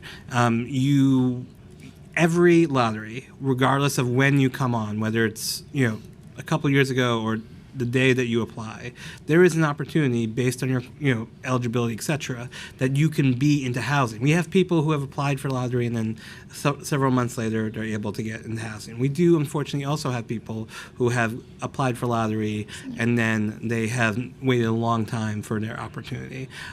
We've seen with other wait lists that there have been people on wait list for a very long time and they have not had the opportunity or even a chance at being able to move that position any further. Additionally, some of the feedback that we've gotten on our re-rental program, for instance, is that waiting lists can go stale. And if you don't have a way of keeping that fresh, it can be very difficult. However, the strategies to keeping that fresh can also sometimes inadvertently remove people who did not want to be removed. And so you run the risk of doing that as well. The lottery program, and it's something that we talk to cities all the time who are looking and actually replicating the system that we have. The lottery process allows individuals at any given moment to tell us at a point of time that they're ready for housing, that this is what they need, and that we give each individual a fair shot wherever they live in the city to have access to housing wherever it is in the city. We do employ a waiting list in certain situations. It's a tool that we have available, but we think it's more appropriate in the re-rentals universe than it may be in the initial. That being said, we are open to having all of these discussions about thinking about what tools work. We've heard some of this feedback as well, and we're trying to study some people who have better math understanding than I are thinking about how do we put people in the best position to succeed. Great. All right. Well, thank you so much. My colleagues are online, I promise. Yes. Thank you so much, Commissioner, members of HPD's leadership team. This is an important conversation. I hope you can have, I'm looking at you, Nicole, I'm looking at you, Matt. I hope that you can have folks stick around to hear testimony from our community members and organizations that have been doing great advocacy. And if I can, I don't know your name yet, but yes. if you can stick around too. I do want to introduce to everyone here in the audience and to the council, Mia Perez, who is our new city legislative deputy director and point person, and has already worked very much with communities. I'm looking forward to her helping us do it better at HPD. Mia? Welcome, Mia. Look forward to working with you. Thank you.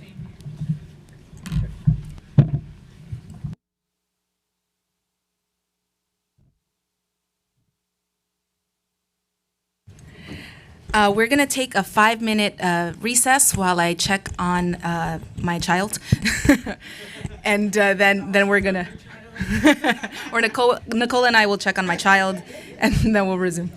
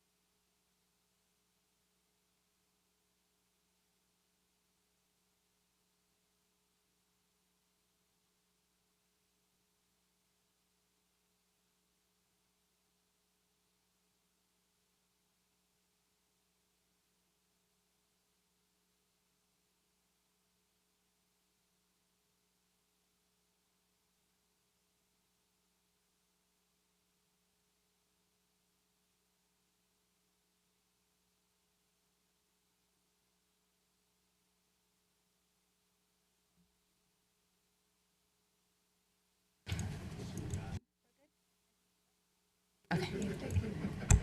Hello, everyone. I'm happy to report that Yaya is doing just fine. Okay, I now open the hearing for public testimony. I remind members of the public that this is a formal government proceeding and that decorum shall be observed at all times.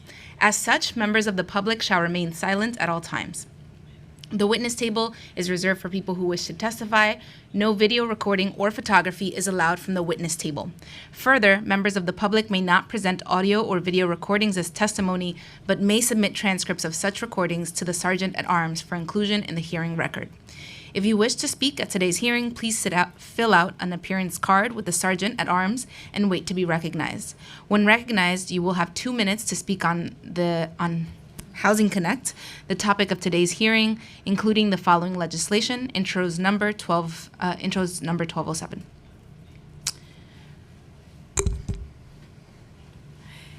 If you have a written statement or additional written testimony you wish to submit for the record, please provide a copy of that testimony to the Sergeant at Arms. You may also email written testimony to testimony@council.nyc.gov within 72 hours of this hearing. Audio and video recordings will not be accepted. With that, I'd like to call the first panel,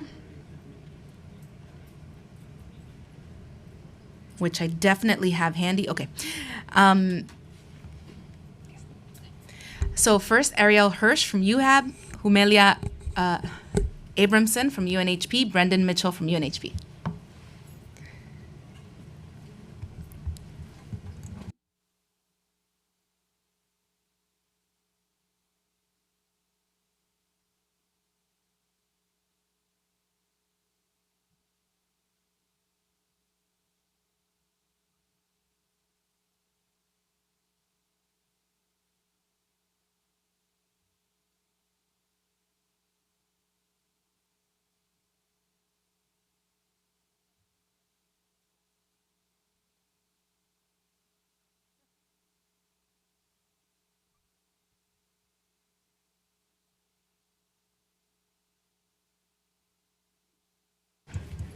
Okay.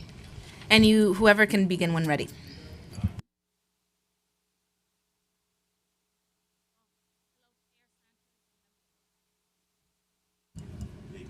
Is this better? All right. Hello, Chair Sanchez and members of the committee. Thank you for the opportunity to testify today. My name is Jamelia Abramson, and I'm the Director of Programs at UNHP and part of a Bronx advocacy group called AHORA, Affordable Housing Opportunities Right Away, that has been working with the council member. This group is made up of apartment seekers, concerned local affordable property managers, and nonprofit service providers. You will hear from a couple of them today, here in the room and in the Bronx virtually, and others will make sure that they submit their testimony in writing because they couldn't take the time off from work. This group came together in 2022 out of frustration around New York City Housing Connect, even after the 2.0 remodeling. University Neighborhood Housing Program has been working with many of these applicants, and we've submitted over 13,000 lotteries since then.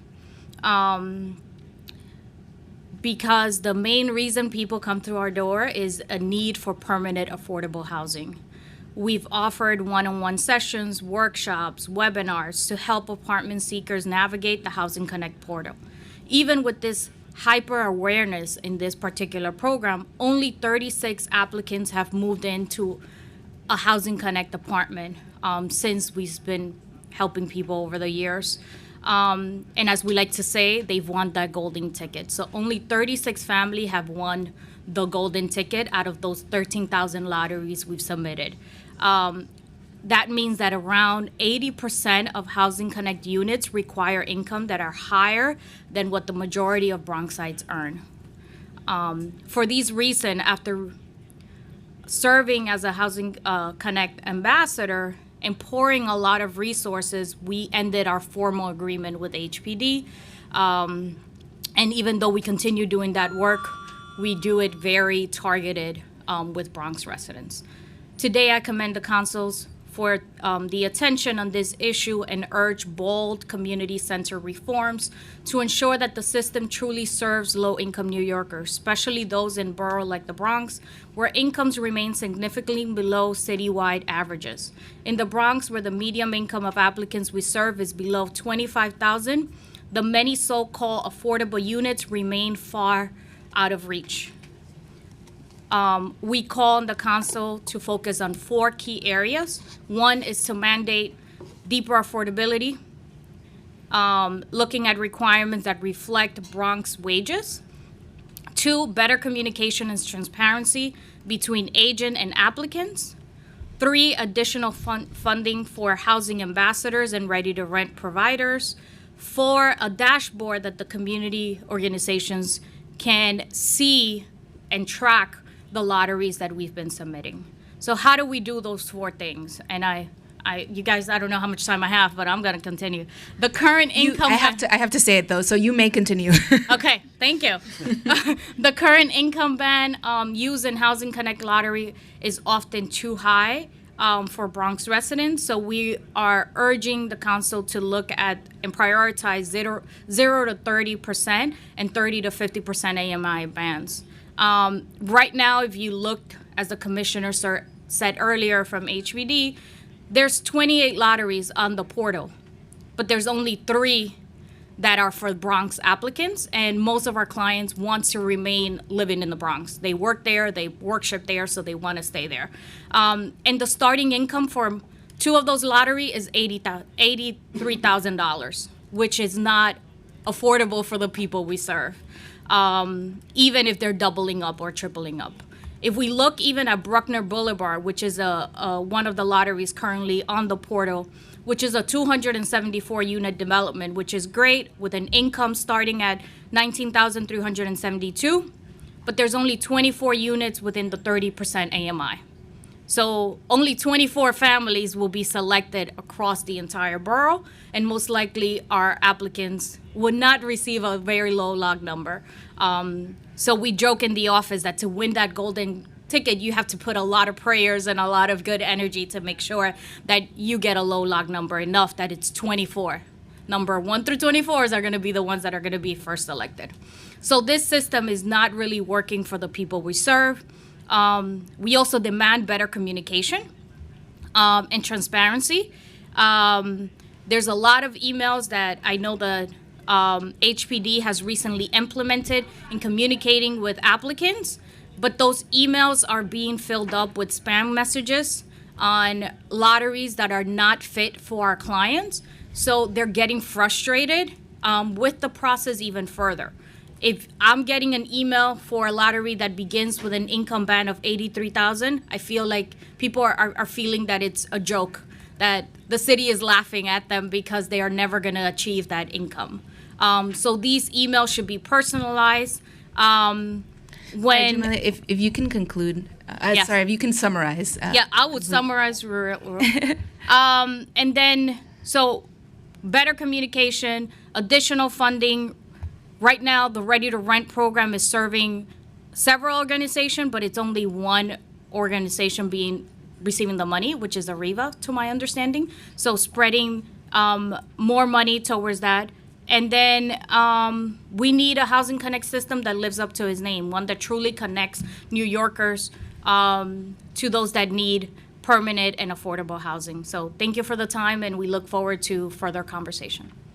Thank you so much.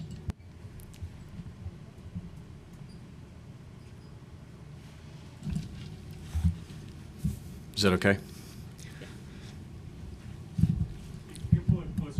Yeah? How's that? All right. Thank you, Councilmember Sanchez, and your entire team for engaging with us on this issue. My name is Brendan Mitchell. I'm the Director of Real Estate at University Neighborhood Housing Program in the Bronx. Among other things, UNHP is a nonprofit community developer and operator of affordable housing. I wanted to use this time to share about our struggles with the housing lottery from the perspective of a nonprofit developer.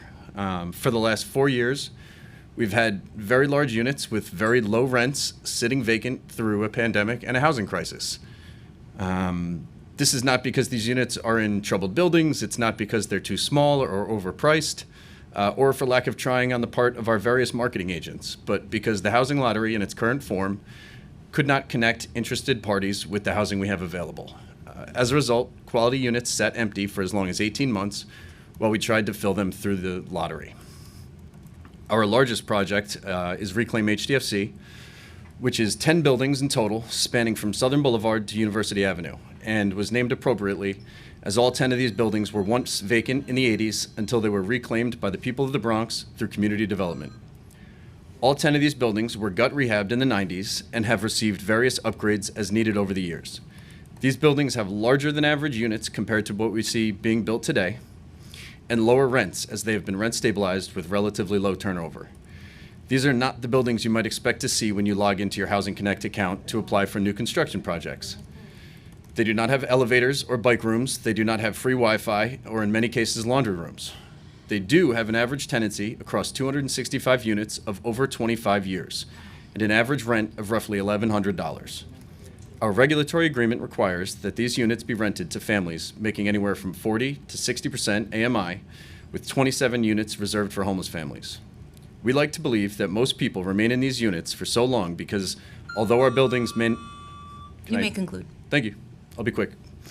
Because although these buildings may not have the amenities or architectural frills of new construction, they do provide decent quality housing at an affordable price to low and moderate income families in the community.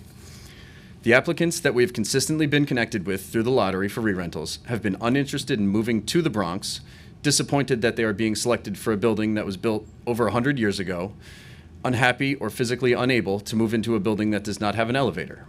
By contrast, every single day, we have low-income people in the community walking into our management office asking to rent these units and calling the super for information on how to rent them, and in addition to the people that Jamelia works with at the Northwest Bronx Resource Center, our direct services arm, looking to rent these units because they live and work in the community.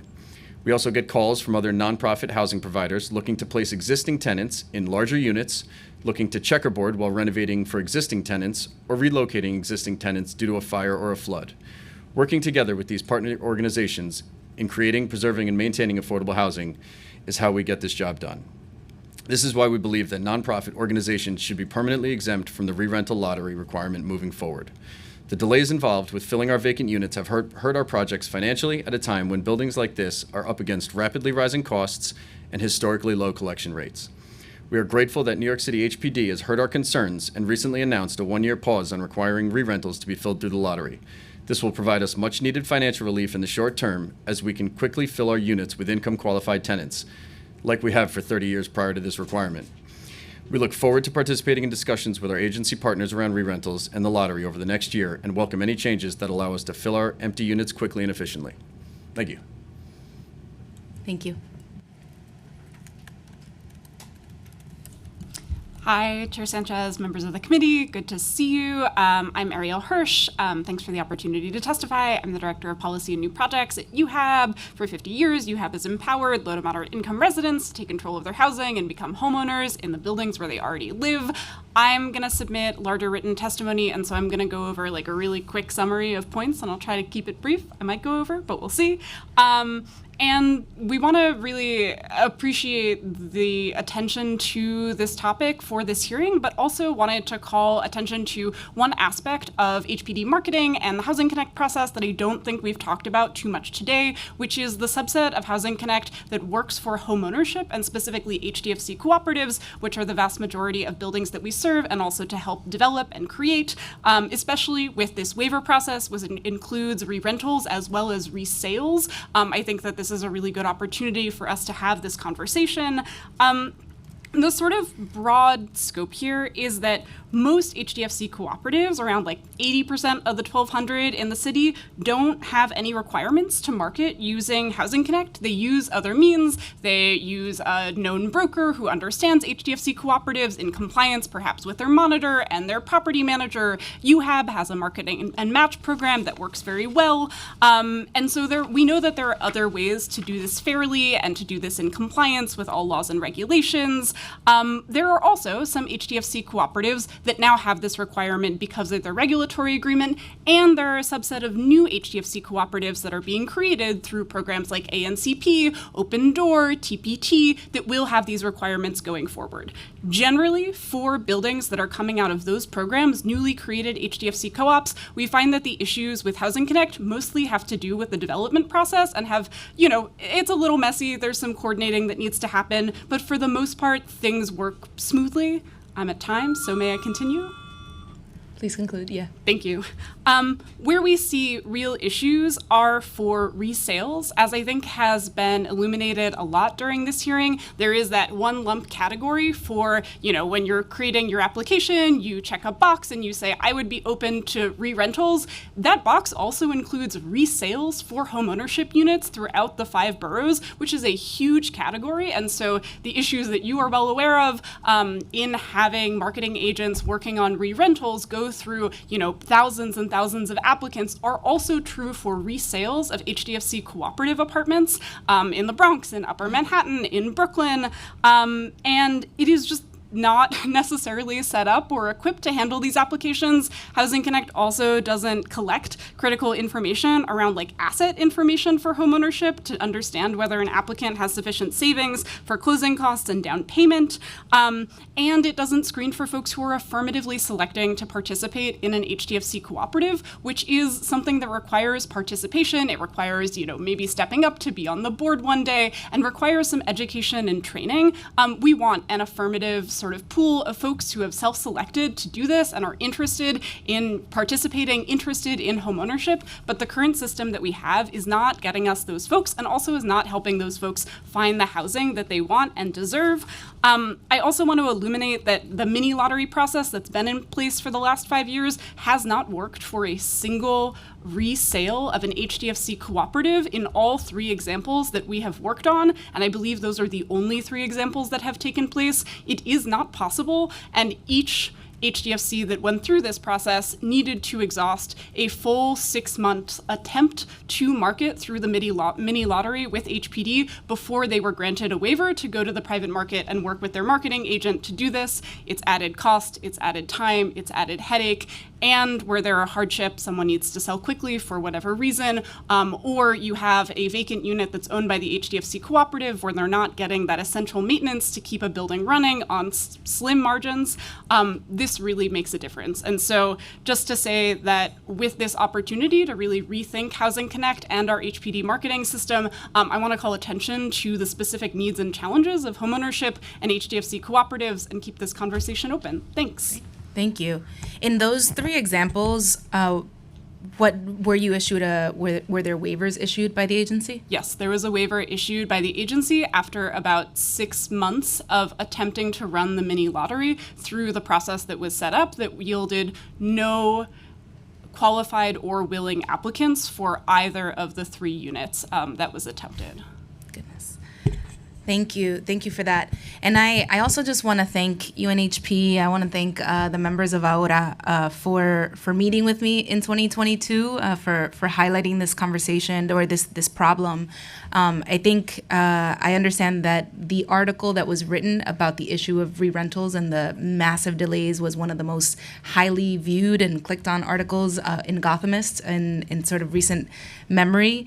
And so it just highlights that your experience with re-rentals sitting vacant for 16 months at a time is just one that frustrates New Yorkers and just highlights, the problems, the challenges with Housing Connect. And I do want to highlight, Jumelia, for your points about that mismatch, the deep mismatch between the level of subsidy that the city of New York and the federal government and everywhere in the state government, the level of support that we're subsidizing for affordable apartments is just doesn't get us anywhere near the affordability levels that we need to reach members of our community, right, up in the West Bronx. And so, we have been trying to push the administration, HPD, to be more creative in getting to those lower tiers of affordability. Of course, this council passed the voucher legislation that would provide more vouchers to low-income people, and that's part of the solution. Also, HPD Capital getting deeper. But I just want to welcome your partnership. We know this is a problem of dollars and cents, right? We partner in the city of New York with the private market and nonprofits, but also the private market, to make ends meet for buildings. And so to get more affordable, to get more deeply affordable, we have to put more money in. And so I just want to emphasize that for the public, and also welcome your partnership on how do we build toward, applying the right amount of pressure to get that outcome that we need of more affordable apartments. But thank you so much for your work on this. This wouldn't be happening if it wasn't for all of the work that you put into Housing Connect. Thank you. I'd now like to call on the second panel, Joshua Stevenson from West Bronx Housing, Eric Urquiza from West Bronx Housing, and Howard Slatkin from Citizen Housing and Planning Council.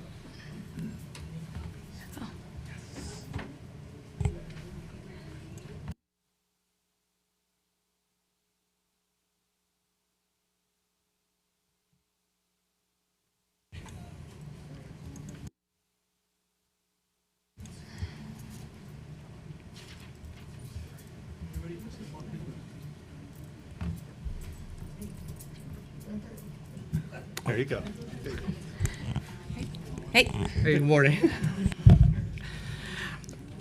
Good morning, council members. My name is Eric Urquiza. I'm a housing specialist and community coordinator at West Bronx Housing.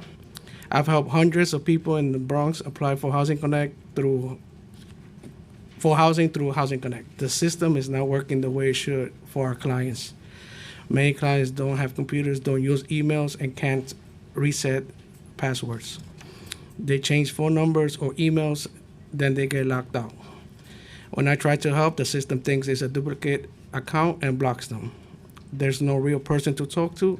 A text alert or a helpline will help a lot. I met seniors who worked their whole lives, pay taxes, raise families, and now they're sleeping in share rooms because rent is too high.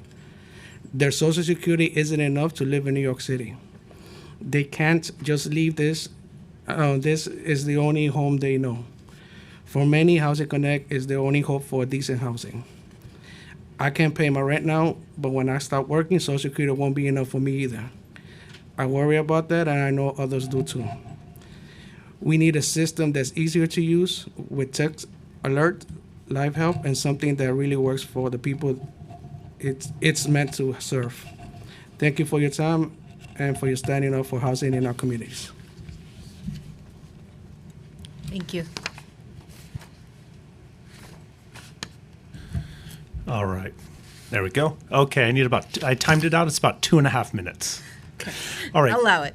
Good afternoon to the members of the New York City Council's Committee on Housing and Buildings and Chair Sanchez. My name is Joshua Stevenson. I'm the Executive Director of West Bronx Housing and Neighborhood Resource Center. So we're a very small organization that provides one-on-one, in-person, bilingual English and Spanish language services to about 1,200 Bronxites per year.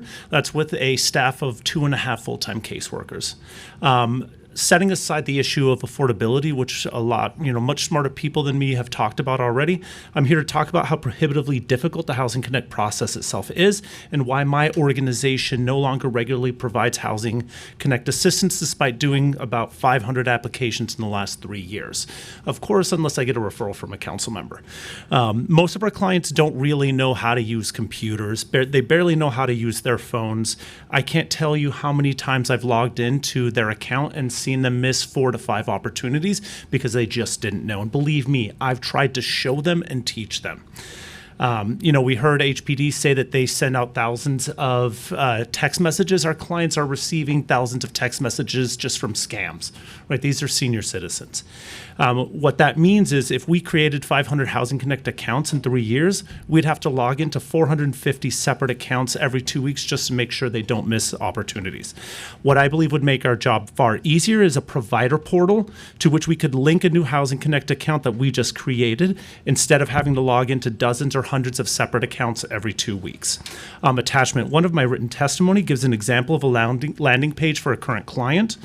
In this specific example, all 7 of the completed applications were rejections. 3 because they missed the window of opportunity to upload documents, 4 because there were no more units. Attachment 2 of my testimony is admittedly hideous, cut and paste using old school Windows, paint.exe, so don't judge me too hard, of how I imagine a landing portal could look like. Another glaring issue is the refined search function. So an example, if I filter using the following parameters: 2-person household, 2 bedrooms, max rent of $3,500. The first selection is 111 Willoughby Apartments. This 2-bedroom lottery is, the 2-bedroom rent for this lottery is $4,347. I just set the parameters for $3,500. What's going on? Why is this filtering apartments for which I don't qualify and or can't afford? So attachment 3 is a screenshot from Housing Connect of the first 2 lotteries that pass that same filter. Neither of them qualify. So absent any major changes in the online process, my organization simply doesn't have the capacity to help with Housing Connect, which is truly a shame because the number one question we get from phone calls and walk-ins is, hey, ¿me puedes conseguir un apartamento? Hey, can you help me get an apartment? So with that being said, thank you for your time. I also want to thank Council Members Dinowitz, Feliz, and Chair Sanchez for their continued support of West Bronx Housing. You know, we've worked with each of your offices to save dozens of people from outright eviction. It's an honor to work with each of you and your offices. Thank you so much, Josh.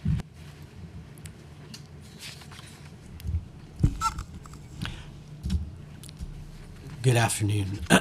Chair Sanchez and council members, I'm Howard Slatkin. I'm Executive Director of Citizens Housing and Planning Council, a housing and planning policy research organization. I'll try to give the best 1 minute and 50 seconds of my written testimony, which is submitted in its entirety. CHPC is in the midst of a research project about the range of approaches to matching residents with affordable housing units used in other global cities. We'll look forward to publishing this research, but I'll share some key takeaways of relevance. In defining a fair and efficient system, every city strikes a different balance between speed and choice. It's really important to put people in homes quickly as well as fairly. These goals relate in complex ways, and policy often strikes different balances in different situations, as well as over time as cities adapt their processes to evolving needs and conditions. One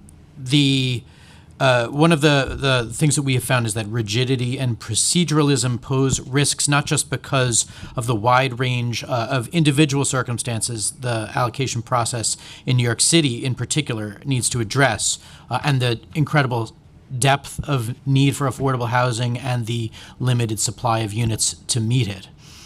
But also, I'm going to move forward.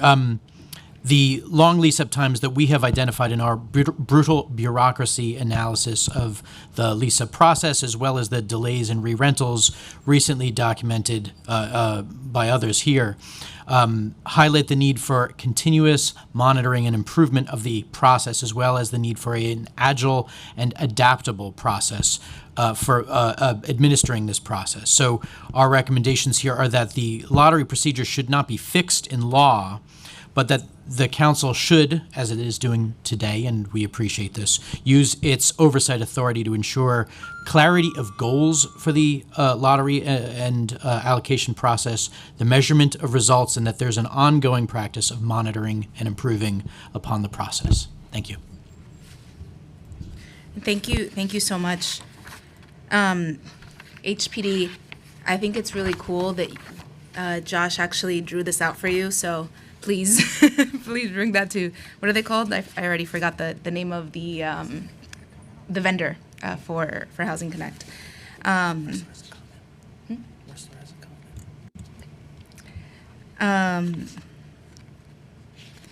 Thank you. So just Josh, and I wonder your feedback on what works in terms of breaking through. You know, our constituents receive many scam texts, many scam calls.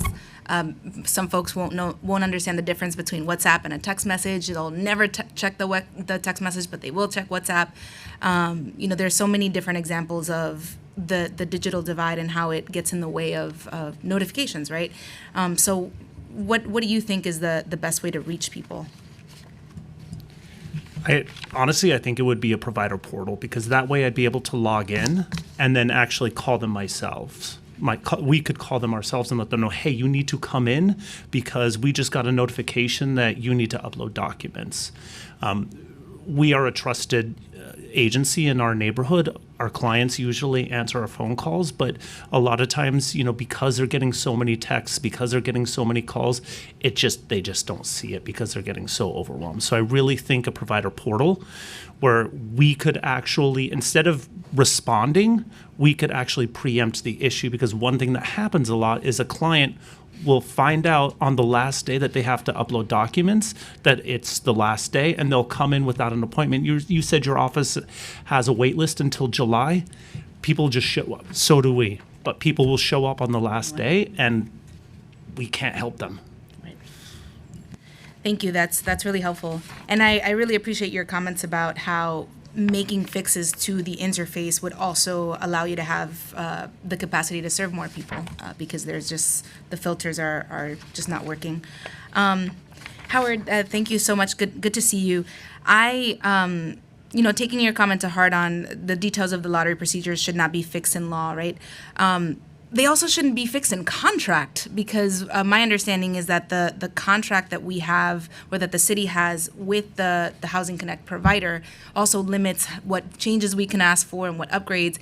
And so I certainly welcome you to share feedback with us, share feedback with HPD about how to write the goals and the goals for these procedures and processes in a way that would allow HPD to write contracts the best way also. I would love to be able to provide sort of more substantive response to that, but I think you've highlighted a really important issue, which is that the procurement process that the city has to use to procure tech services to do these kinds of things, it's I'm not familiar with the details of this contract, this vendor, or any of those things, but from my experience in years in city government, which ended just a couple of years ago, these things can be really challenging, and it's having a tech platform that needs to change and adapt and evolve over time is not the traditional model for how those contracts work, and I think it's worth looking into ways to make that model of adaptable tech work better for this purpose.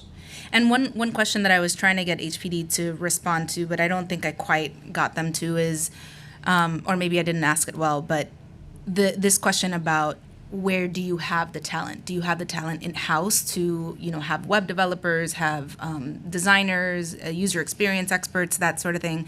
Do you have that inside of an agency, inside of city government, or do you contract it out? And if you contract it out, how do you write the document that's going to govern the relationship in a way that's flexible enough? Yeah, I certainly would not presume to answer in terms of like the talent that HPD themselves have, but from my own experience, and it was in years at the Department of City Planning, where actually the agency had done some really innovative things with creating a new tech development team. It is a very, in terms of the staffing and labor market challenges that exist for city government in general, it's like the most challenging corner is keeping the tech workforce sort of stable and secure and fully staffed. And I think it poses a particular challenge for agencies to try to do those kinds of things in-house, I think, in this moment and even in ordinary times. So I think it's worth looking at the procurement process as well as, what is the staffing component that's sort of a permanent agency fixture, and how much of this process is done through procurement. Absolutely. Thank you so much. I really appreciate your testimony. The next panel is Milagros Salazar, Brendan Cheney, and Jeffrey Gardner.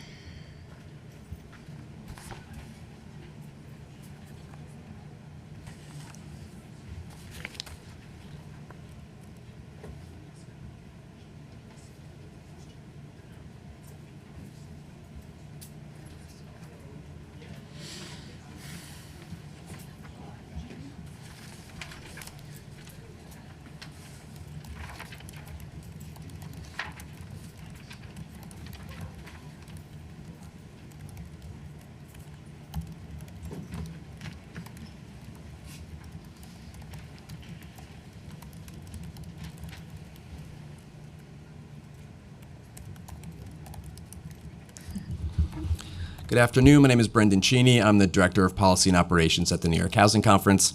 Thank you for the opportunity to testify. And Chair Sanchez, I want to especially thank you for your leadership and your advocacy here. We always appreciate your advocacy around housing issues, and especially today, sort of highlighting issues to Housing Connect, so we really appreciate it. So I'm going to start by talking about the three pieces of legislation. We very much support the goals of the legislation. We really want to see a single portal that has all affordable housing and re-rentals on the portal. We really want to see a portal that has notifications, and we really want to, and we do support a robust housing ambassadors program, but we are concerned about legislating these three things. We're concerned about unfunded mandates, especially in an environment where federal housing funding is really under threat. And then for 1264 especially, I think just concerned about legislating something that the Housing Connect portal isn't prepared to do effectively right now. But obviously very much support the goals of those three bills and really appreciate your leadership on that. So look, Housing Connect should provide transparency and access to affordable housing, but right now, between the functionality that exists and bureaucratic hurdles, it's not meeting those goals. It's leaving units vacant for months at a time. We appreciate HPD's willingness to grant waivers for re-rentals right now. It's as you've heard, and as you've heard before this, the re-rentals are causing a lot of long vacancies and revenue issues for the providers. So we appreciate HPD's pause on this while they're working on a longer-term fix. As they work for a longer-term fix and longer-term solutions to those issues, we request that changes prioritize speedy and efficient re-rentals and really increase the capacity of the portal to meet all the goals that we really want to see Housing Connect have. And so I think, just to wrap up, that over the next years they're looking to make those changes. We want to make sure those changes really do deliver Housing Connect that we all want to see. So thank you. Happy to answer any questions. Thank you.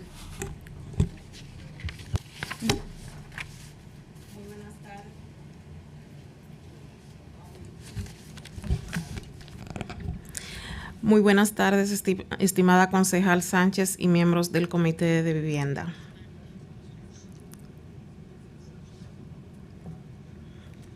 Gracias por la oportunidad de testificar hoy. Mi nombre es Milagros Salazar, soy parte del grupo Ahora.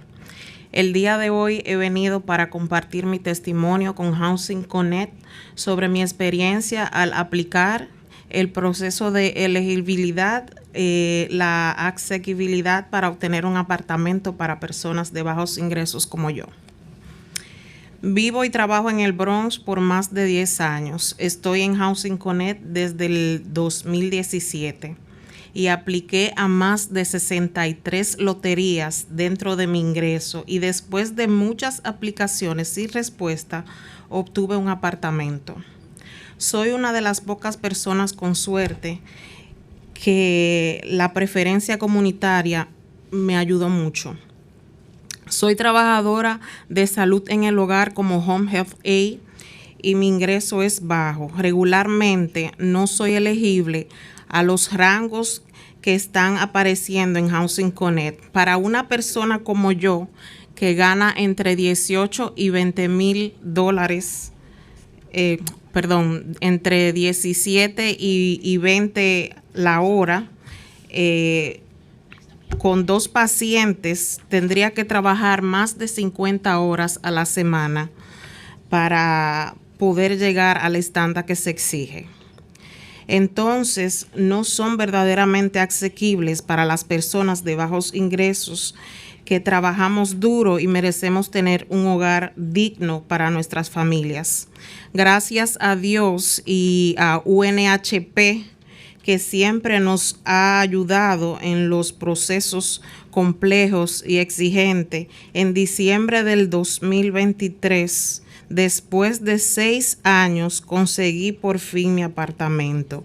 En el momento estoy pagando $1,245 al mes por mi renta. Estoy aquí para ser la voz de todos los que están pasando por este proceso, que también necesitan su hogar. El día de hoy quiero solicitar la ayuda de las entidades aquí presentes para que mejore el proceso y sean realmente asequibles para las personas de bajos ingresos que también merecen tener un hogar digno. Antes de obtener mi apartamento, tenía ansiedad de no perderme un correo electrónico de Housing Connect y obtuve 2 oportunidades de entrevista de selección que me desanimaron. Fui a dos entrevistas. Una, el primer edificio, que eran parte de 3, un proyecto de 3 edificios, uno al lado del otro. El primer edificio, luego de recopilar todos los requisitos y documentación, me fue negada. Ms. Sanchez, you want me to translate from now? You have her testimony, right? Why don't we let her finish and then you can do yours? Perfecto. Así nos concentramos, ¿verdad? Sí, perfecto. El primer edificio, luego de recopilar todos los requisitos y documentos, me fue negado por mis ingresos. En el momento en que tuve la entrevista, faltaban solo $100 para llegar al rango que ellos tenían. Aún demostrando que podía pagar la mensualidad de este apartamento, porque la renta era de $550, un 30% de ingresos requeridos, yo pagaba $700 en una habitación mensualmente por varios años, y aún teniendo todas las pruebas de esto, se me fue negado. Luego, al terminar el tercer edificio de este mismo proyecto, se comunicaron conmigo para hacerme saber que si estaba interesada aún en tener un apartamento, porque tenían apartamentos disponibles en el cual calificaba por mis ingresos. Rápidamente recopilé todos los documentos, pedí el día libre en el trabajo para ir al banco, llamar a mi empleador, buscar mis impuestos y todos los talonarios. Pero nuevamente, cuando revisaron todo, su respuesta fue que no calificaba esta vez porque donde vivía no tenía prioridad comunitaria. Me sorprendió esta situación porque en el edificio de al lado no pasaba esto. Me sentí frustrada, deprimida y confundida. Se supone que las personas que verifican el perfil de cada aplicante ya saben dónde vivo, sus ingresos y demás. Luego de verificar tu solicitud para ser rechazada por lo mismo que tienes en tus datos, me hizo cuestionarme sobre la claridad del proceso. Un porcentaje muy bajo de las loterías son menores de $40,000. Estos procesos son largos, no tan claros, llenos de burocracia, y por lo regular son 10 días para recopilar los documentos, cuando en la mayoría de las oficinas tardan más tiempo para entregar estos formularios. Además, hay que saber manejar la tecnología, porque todo es mediante página web. Hay que subir documentos al portal de Housing Connect, enviar correos, y muchas veces no todos tienen la facilidad de manejar la tecnología. Por último, donde vivo actualmente no es perfecto, es mixto. Muchas unidades fueron rentadas a personas con subsidios o vouchers por problemas mentales. Esto hace que el edificio sea difícil de manejar por la seguridad y el desorden. Necesitamos un sistema de vivienda que haga honor a su nombre, uno que realmente conecte a los neoyorquinos, especialmente a los más vulnerables, con opciones de vivienda reales, permanentes y asequibles, porque de lo contrario, las familias de bajos ingresos, como las tantas en el Bronx, no tendremos dónde vivir y sin esperanza de un futuro digno. Gracias por la oportunidad de compartir mi historia y hablar sobre la necesidad de simplificar este proceso. Muchísimas gracias. Ahora él lo va a leer en inglés. Before I translate, I just want to clarify something quick. We'll tell you only like a second, okay? Just before. Sure. Cuando hablas aquí, te faltaban $100. ¿No? Es para llegar al rango que ellos exigían, ¿no? Exacto. Okay, o sea, la cantidad. De mi income anual. ¿Cuánto dinero exigían aproximadamente? ¿Cuánto? Un aproximado de... Sí. Porque en ese momento... No te preocupes, yo les explico, está bien. Okay. Okay.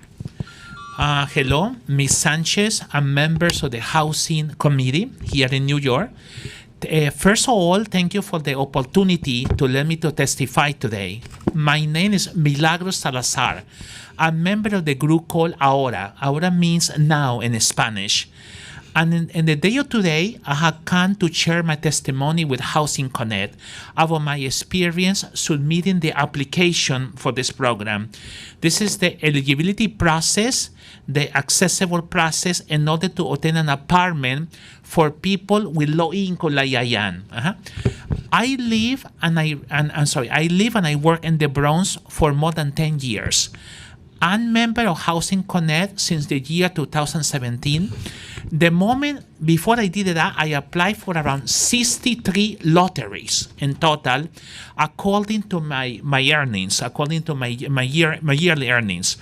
And after I submitted all these applications, I never got any responses. Finally, after I was doing all this, I obtained my own apartment. And one of the few people who was lucky about this. And the reason is that it's like a community preference that was in that area where I was living that helped me. Ana. ¿Es trabajadora de salud? ¿Usted trabajas como doctora o enfermera? Cuidado de... Yes.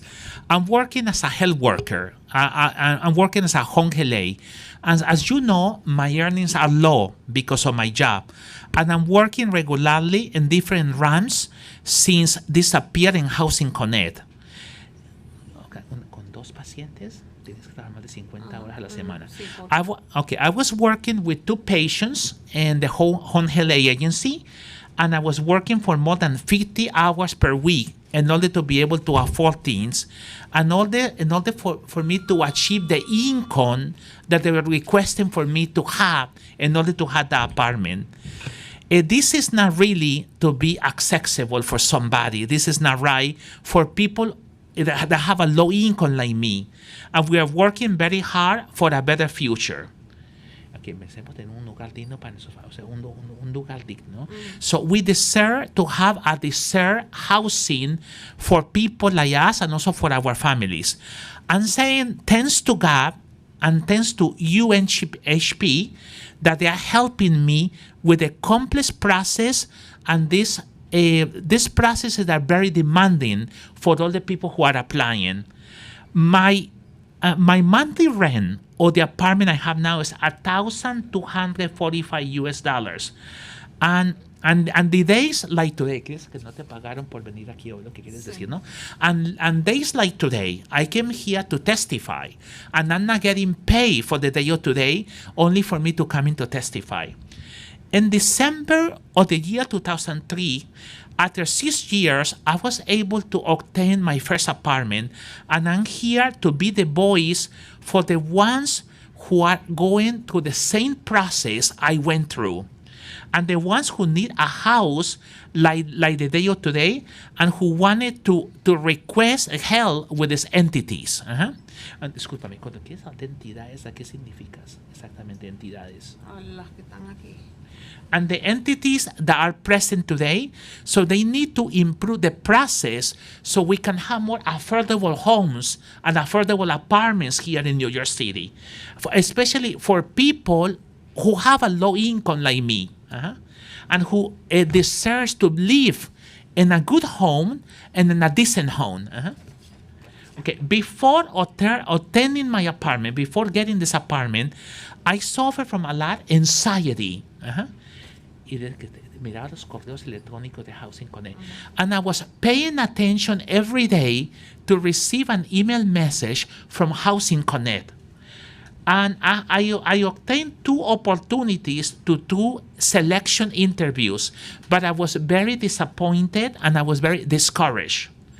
fui a dos entregas de un edificio por parte de un proyecto de 3. ¿Qué quiere decir con proyecto de 3? Que era It's just an explanation. una construcción de 3 edificios, uno al lado de otra. Okay, 3 edificios. Okay, I went to 2 interviews, and the first one I had was a building that was divided in 3 parts. Ms. Sanchez, basically what she tried to explain, those apartment buildings are divided in 3 different apartment buildings, like similar to co-op, but for people with low income. Okay, entonces, ¿qué pasó al lado del otro? And the building was right next to the other. The first building, I had to put together many of the requirements that they were asking for me, many of the documents that they were putting together. And I was only denied because of my earnings. At the moment of the interview, I only had $100 missing. So what I tried to say was only $100 less than the requirements that they were asking for. And I was only denied the apartment only because of this. Okay. And demuestra que no podía pagar la ciudad que la patria era como una renta de $550. They were saying that I needed to demonstrate that I will be able to pay the monthly rent, and this apartment was just $550. So basically, because it was only $100 less than the requirements, I was denied the apartment. And I was paying $700 to rent just a small bedroom in one of the apartments for several years, and with all the proofs of the place. Okay.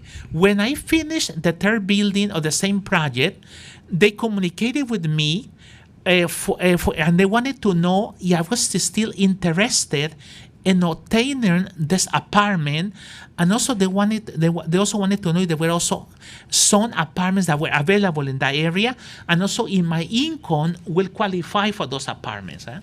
Rápidamente copié, o sea, cogiste todos los documentos juntos, lo que quieres decir. So, Perdón.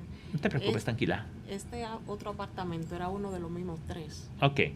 This was one of the same apartments of the 3 apartments I mentioned before. So quickly, I put all the documents together. I asked my employer to give me a free day so I can go to the van, and I called my employer to explain everything to him, right? I was also looking for my income tax returns, and I was also looking for the pay stubs. But again, when they review everything, the answer was again the same. I didn't qualify because I didn't live in the community, in the kind of priority community. Ms. Sanchez, what she means to say is the place where they're supposed to have community. Yes. I understand. Yes. But we need to move on. If you could just try to summarize a little bit. My apologies. The letter's very long, Ms. Sanchez. It's where the community is located. They didn't have priority, that location, okay? I was very surprised about the situation, because this building was located right next to the other building.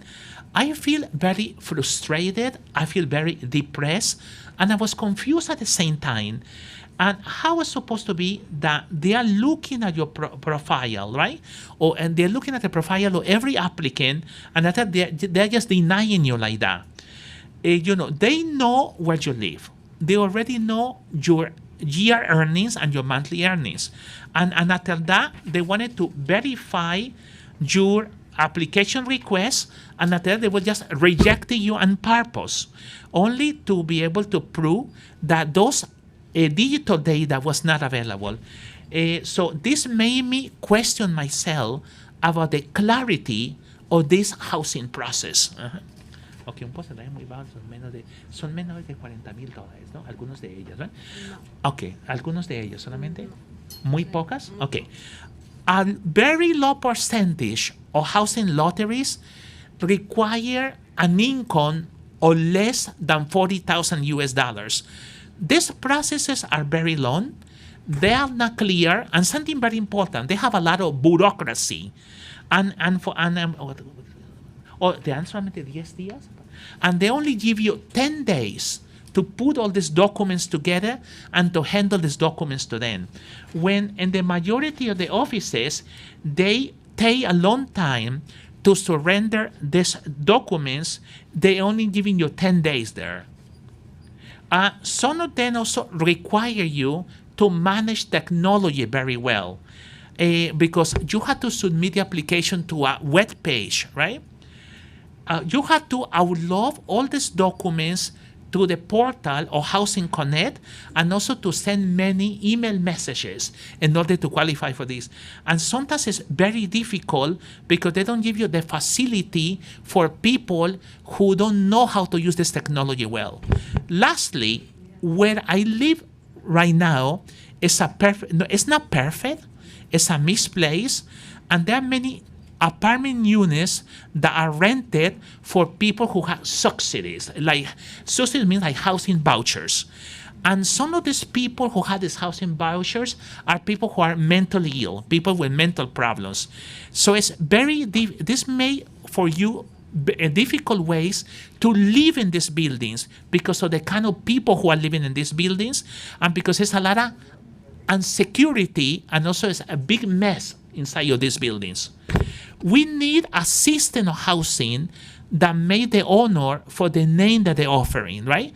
We need like a program that will make the New Yorkers to connect each other, especially the ones who are very vulnerable, right? And the people who have options to have like real housings, not only temporary housing, but permanent housings, and also there's accessible to people on New York who have low income. Because on the contrary, the people with low income will have so many problems, especially in places like the Bronx. And we will live without any hope, and we will not be able to live in a place with dignity or a deserved place.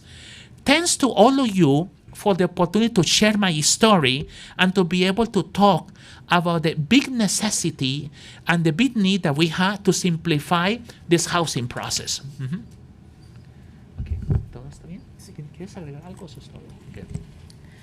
Thank you, gracias. Para mí muy importante que todo lo que usted ha dicho esté en el archivo en inglés también, para que cuando estén debatiendo estas leyes, que se pueda ver todo lo que usted dijo. Pero le quiero agradecer, yo creo que cuando nos conocimos, usted estaba en el cuarto, viviendo todavía, entonces muchas felicidades, gracias a UNHP por la ayuda que le dio a usted.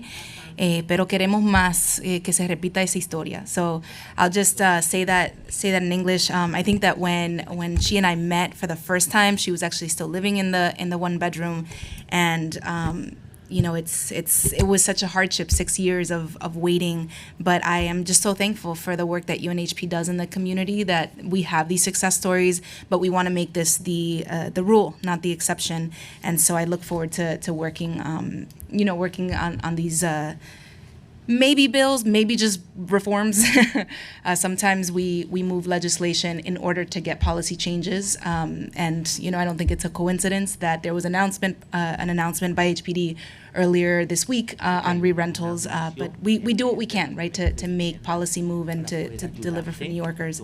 So, le está explicando, eso no lo tengo que hacer yo. Okay, perdón. I was saying so she can understand. Yeah. Okay, no, you go ahead. You go ahead. Pero muchas gracias porque su historia ayuda a que nos podamos mover. Okay. Ms. Sanchez, it's possible to send the testimony in Spanish, right? Will be okay, right? Yes. So she doesn't have to translate everything into English, no, right? No, ellos se lo pueden, la organización puede mandárselo en inglés. Oh, yeah, they have translators there in the organization too, okay?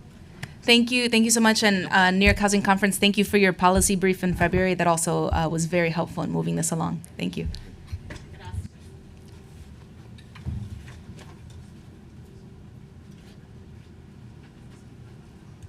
Okay, I now want to call on the next panel, Shane Canada, Shasiri Sami from Local 30, Brendan Ben, Local 30, and Richard Bess.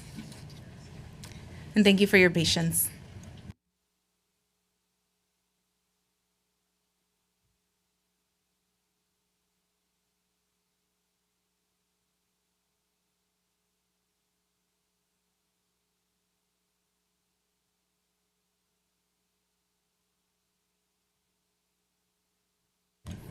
So the way you determine who goes next is you have to fight to the finish. I'm kidding. You go.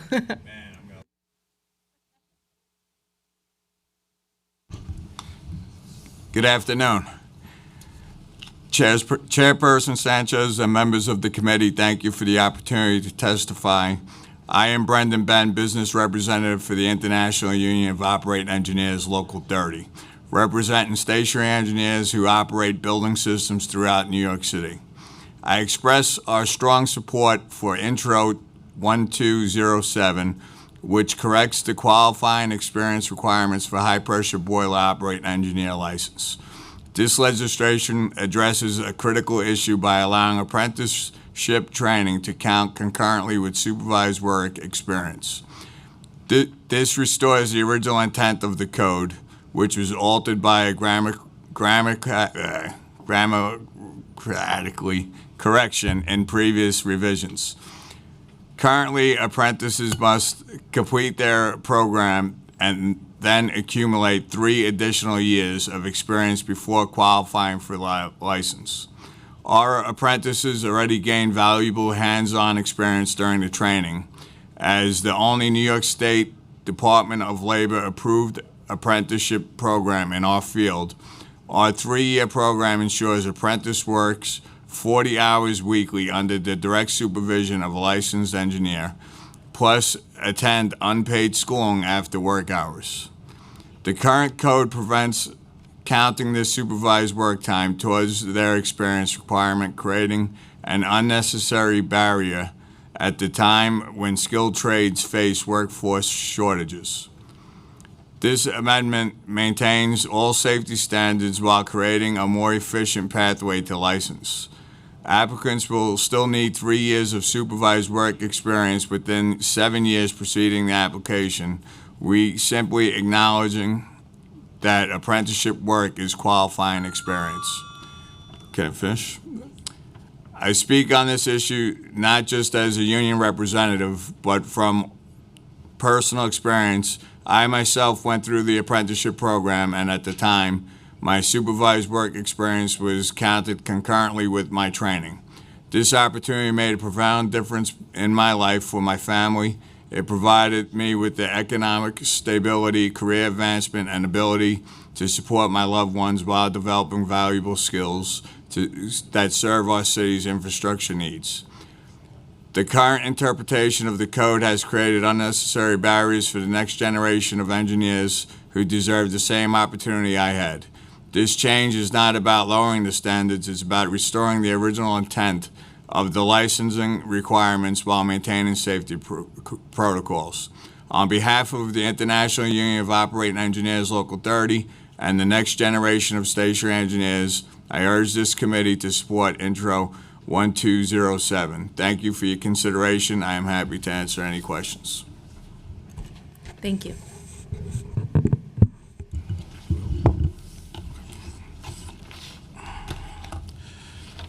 Hello? Okay. Good morning, Chairperson Sanchez and committee members. My name is Shane Canada. I was accepted into the Stationary Engineer Apprenticeship Program 17 years ago. This program was a catalyst for understanding theory and principles of HVAC, electrical, plumbing, and the like. The immersive method of learning while working in the field helped hone my trade skills in real time versus the traditional route of attending college but lacking the hands-on skills obtained by applying what I learned immediately. The apprenticeship program has served as a bookend in my life. I was constantly searching for a career that either provided a sense of purpose or a career that would allow me enough financial security to become a homeowner and raise a family in these inflationary times. I have been afforded both, a true blessing. It's challenging to believe that any of the things that I have accomplished to date would have been possible without the apprenticeship program. Prior to applying, I wasn't aware of what a stationary engineer was, nor the importance of the position in the day-to-day workings of facilities. I have not yet obtained my high-pressure license. With the passing of this legislation, I will be able to sit for the exam this coming September 25. This change would recognize that my apprenticeship work experience counts toward my licensing requirements. Removing 2 years off my eligibility requirement at the age of 43 is immensely beneficial. It is giving me a leg up in achieving my own financial and career goals. I strongly urge you to support Intro 1207 as it will make a meaningful difference for apprentices like me. Thank you.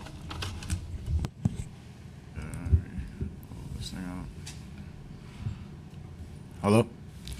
Good afternoon, everyone. Good afternoon, Chair Sanchez. Good afternoon, committee. My name is Richard Best, and I graduated from the Stationary Apprenticeship Program back in June 2023. The apprenticeship program has taught me all the necessary skills and hands-on experience to excel in this trade. With practical experience provided by Local 30, I am now able to handle various types of machinery safely and properly. During my time in the apprenticeship program, I was able to earn 2 years of STEAM time from the program, which pushed me ahead to qualify for my high-pressure boiler license. If this was not done, I wouldn't be able to sit for my test, therefore extending my period an extra 2 years and 6 months rather than 6 months.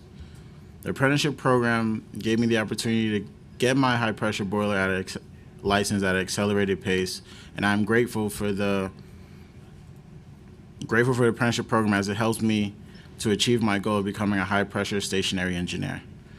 I urge the committee to support Intro 1207 to recognize the experience gained from the apprenticeship program. Thank you. Thank you. The only thing is that there's no way you can be 43. I thought you were actually 17.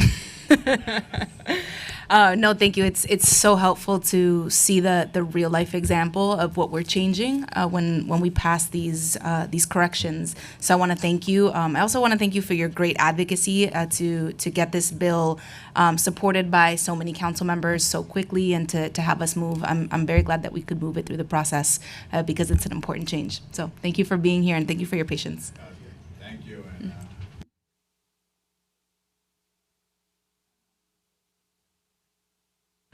No, thank you. She's usually my co-chair, but she gave me a chance today, so thank you.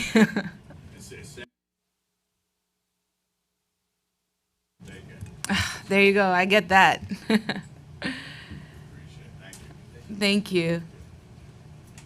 I will now call the next panel, Eric Lee from Volunteers of America of Greater New York, Victor Mejia y Valentina Mejia.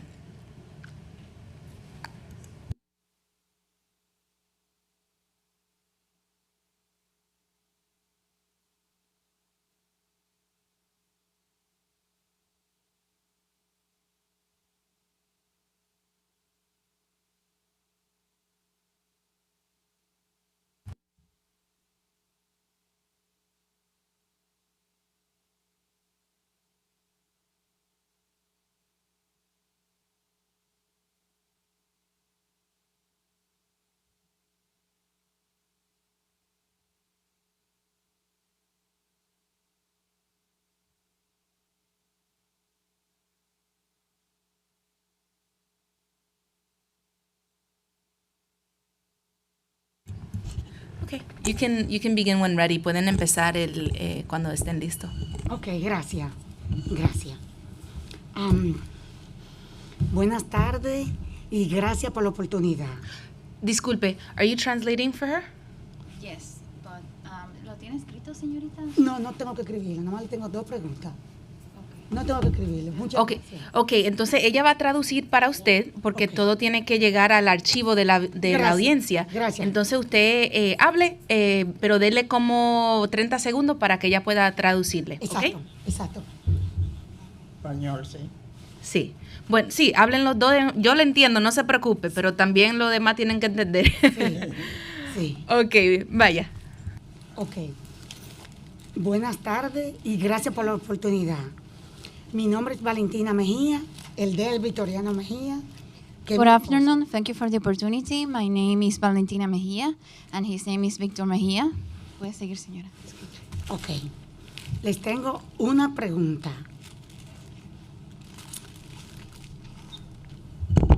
Desde el 2012, thank you. Desde el 2012 estoy sometiendo aplicaciones.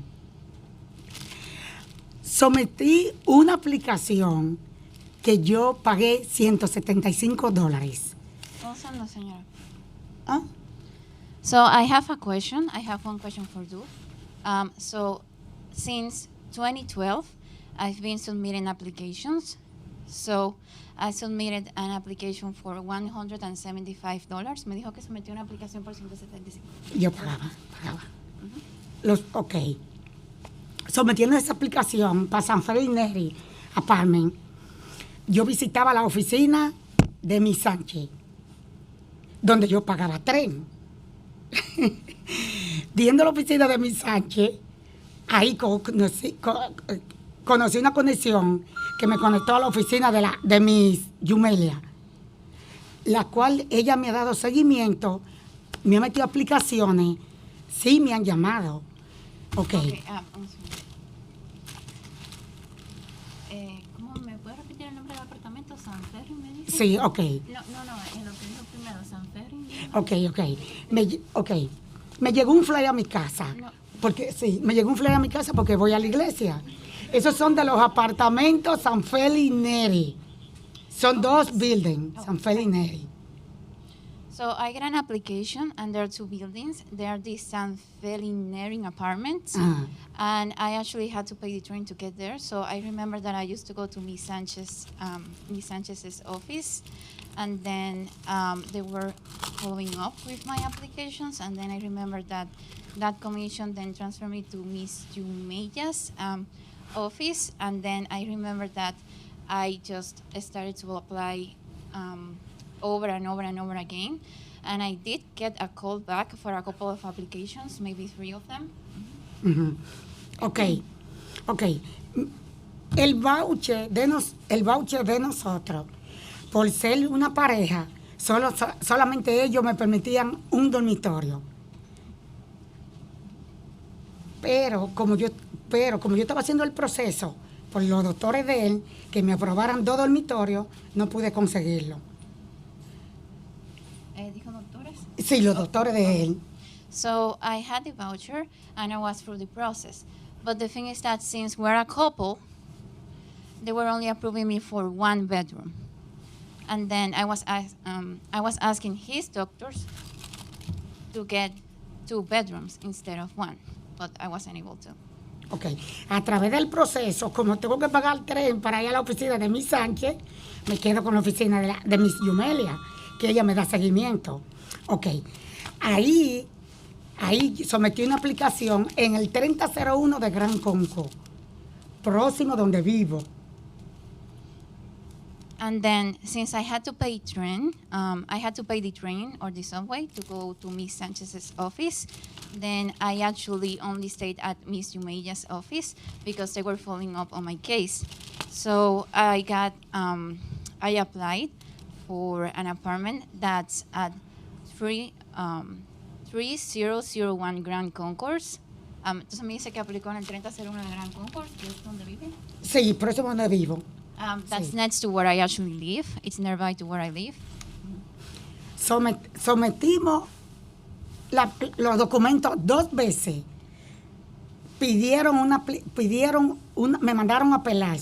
Pidieron los papeles 2 veces, los documentos. La oficina de ella lo sometió. Después me mandan a decir que apele. Metí la apelación y después me lo negaron. So I submitted the documents twice. And then they told me that I had to appeal. And I actually submitted the documents to her office twice. And then they told me that I had to appeal after I was rejected. En los últimos tiempos me tiré a trabajar de home LA, pudiendo hacer otro trabajo. Pero para hacer más dinero y logré un apartamento, cambié mi esquello de trabajo. Me tiré a trabajar de home LA. Trabajo para 3 agencias para hacer dinero. Él recibe el Social Security y tiene un voucher de 2 cuartos. Y no he podido lograr un apartamento.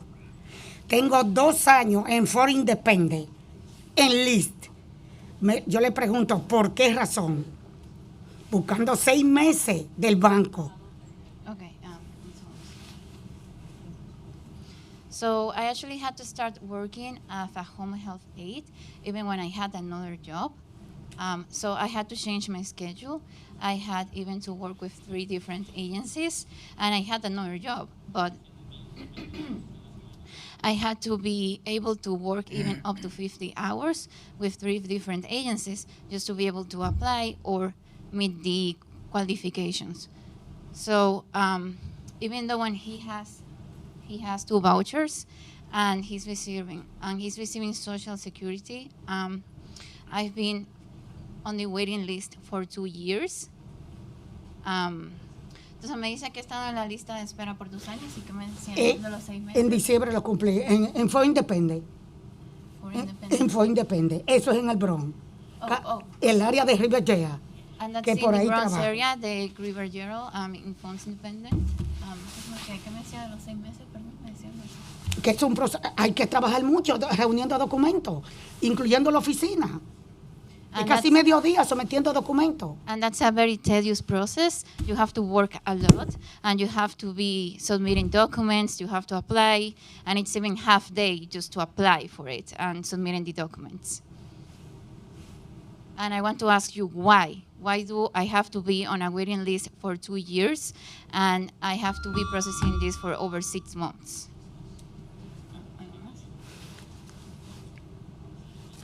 Del 2012, sometiendo aplicaciones, pagaba mi dinero.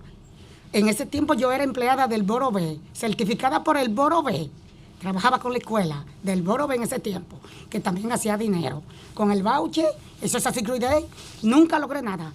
Como no sabía, pagaba dinero porque quería un apartamento, porque vivimos entre cucarachas y ratones. Ahora mismo, mi apartamento está full de cucarachas. Porque lo que pongo, hay que salir 3 horas.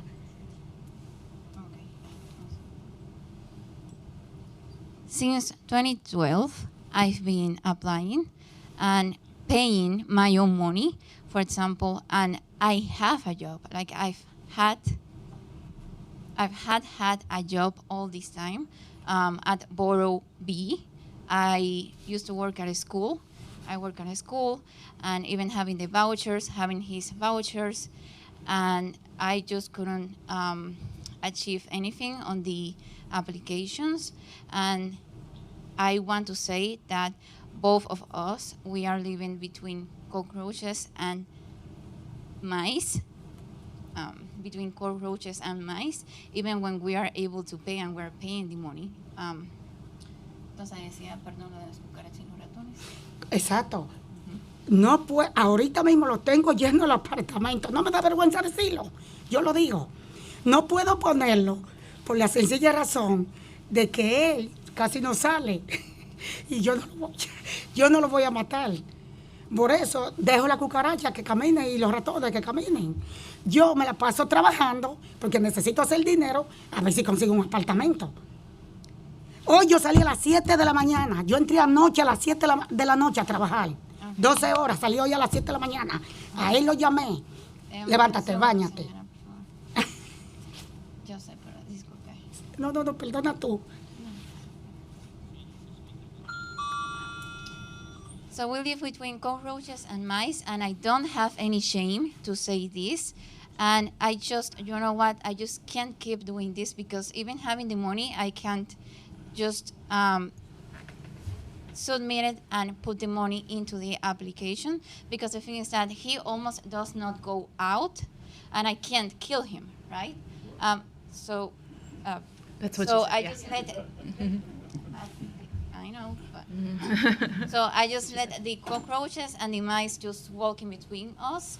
And I do have money, so actually I went to work at 7 p.m. yesterday and I went out of my job at 7 a.m. So even working 12 hours, I can't keep going on like this. So I just let the plagues roam around freely. Thank you.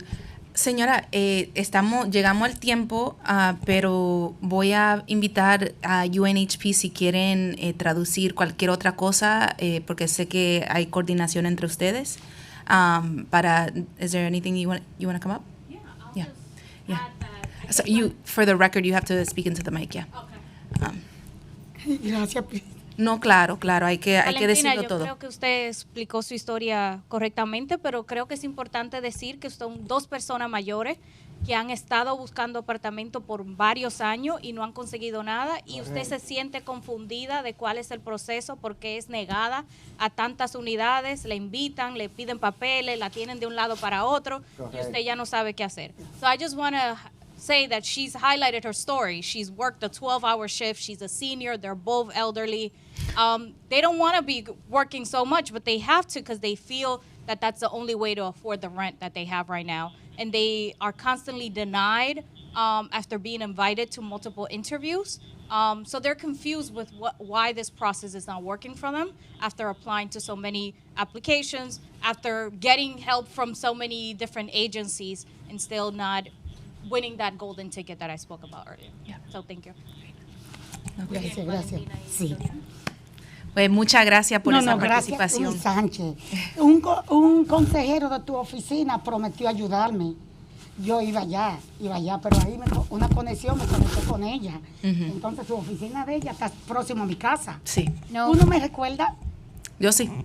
¿Te recuerda el meeting tuyo en la 196 y Gran Conco? Cerramos la calle y la comida. Nosotros vivimos ahí cerquita. Thank you. We're good. Thank you. Porque se terminó el tiempo. Thank you so much. She's highlighting that we met before, and my office said that we would help her, and here we are today. And she still doesn't have a unit, so it's just such a common story and a painful one. So we hope to make changes that help us to meet this challenge. Ay, no se quedaron con el amigo, no lo van a acompañar. You go ahead. I said they're not keeping you company. You kept them company. It's okay, but yes. Thank you, Chair Sanchez and members of the committee for allowing me to testify today. I'm Eric Lee. I'm the Director of Public Policy at Volunteers of America Greater New York, or VOA-GNY for short. I will submit written testimony following the hearing. We greatly appreciate the committee for holding today's hearing on improving access to affordable housing and the Housing Connect system. My organization, VOA-GNY, is one of the largest human services providers in the region and an active developer of affordable and supportive housing. We are extremely proud of two of our most recent projects in the Bronx, including East Clark Place Senior Residence, which is newly renovated in the Jerome Avenue Highbridge Concourse neighborhood in the Bronx, as well as our YP Senior Residence, which is actually in your district, Chair Sanchez. We would love to have you come visit. We are currently just beginning to start moving tenants in. When we finish, we will be fully occupied with 117 low-income seniors, including 37 formerly homeless senior households. Affordable housing is extremely limited, as we've heard today. It's an extremely precious resource, and we must do everything we can to maximize use of every single unit within the city, given the overwhelming need. We understand the council and the administration's shared goal of making affordable housing process more equitable. But until the city can ensure that Housing Connect is positioned to effectively achieve this goal, the city must continue to use more flexible options like the one-year waiver which HPD implemented to more quickly match qualified candidates to affordable housing. VOA-GNY staff are currently being trained by HPD to become qualified marketing agents to gain access to Housing Connect. However, the training process and the approval process for prospective agents can take well over half a year to complete. We welcome the committee's support in prioritizing additional funding for HPD. Sorry, do you mind if I wrap up? Thank you. So we appreciate the committee's support in prioritizing additional support for HPD to both increase the frequency of the scheduled trainings for marketing agents, because we heard there's only 63 citywide currently, as well as shorten the time frame to approve them once they go through the training process. More frequent trainings and faster approvals means that there's more hands to do the work. It would allow us to be able to list and lease up our own units. This is especially important for re-rentals because at any given time, there's a very few number of units within our entire portfolio that are being turned over, and it's just simply not cost effective to hire a third party to do the re-rentals as marketing agents. We imagine more providers would also want to do this themselves, given the HPD's stance to move towards Housing Connect as the main way to do re-rentals in post-April 2026. with regards to the legislation heard today, VOA GNY supports 1265 to require email or text notifications. This could be especially helpful for shelter residents, as our case managers or housing specialists could help track pending documentation requests. We know that our clients often have many things that are time intensive, including full-time jobs, and being able to have active eyes on this is really helpful to make sure their application does not stall. And we also support Intro 1266 to require in-person assistance from HPD in the community. Elderly and low-income households have very limited access or familiarity with the online platform, and we recognize bringing the services to them in the communities they need can make sure that it's not a barrier to them. Thank you. Thank you. Thank you so much. I appreciate your testimony.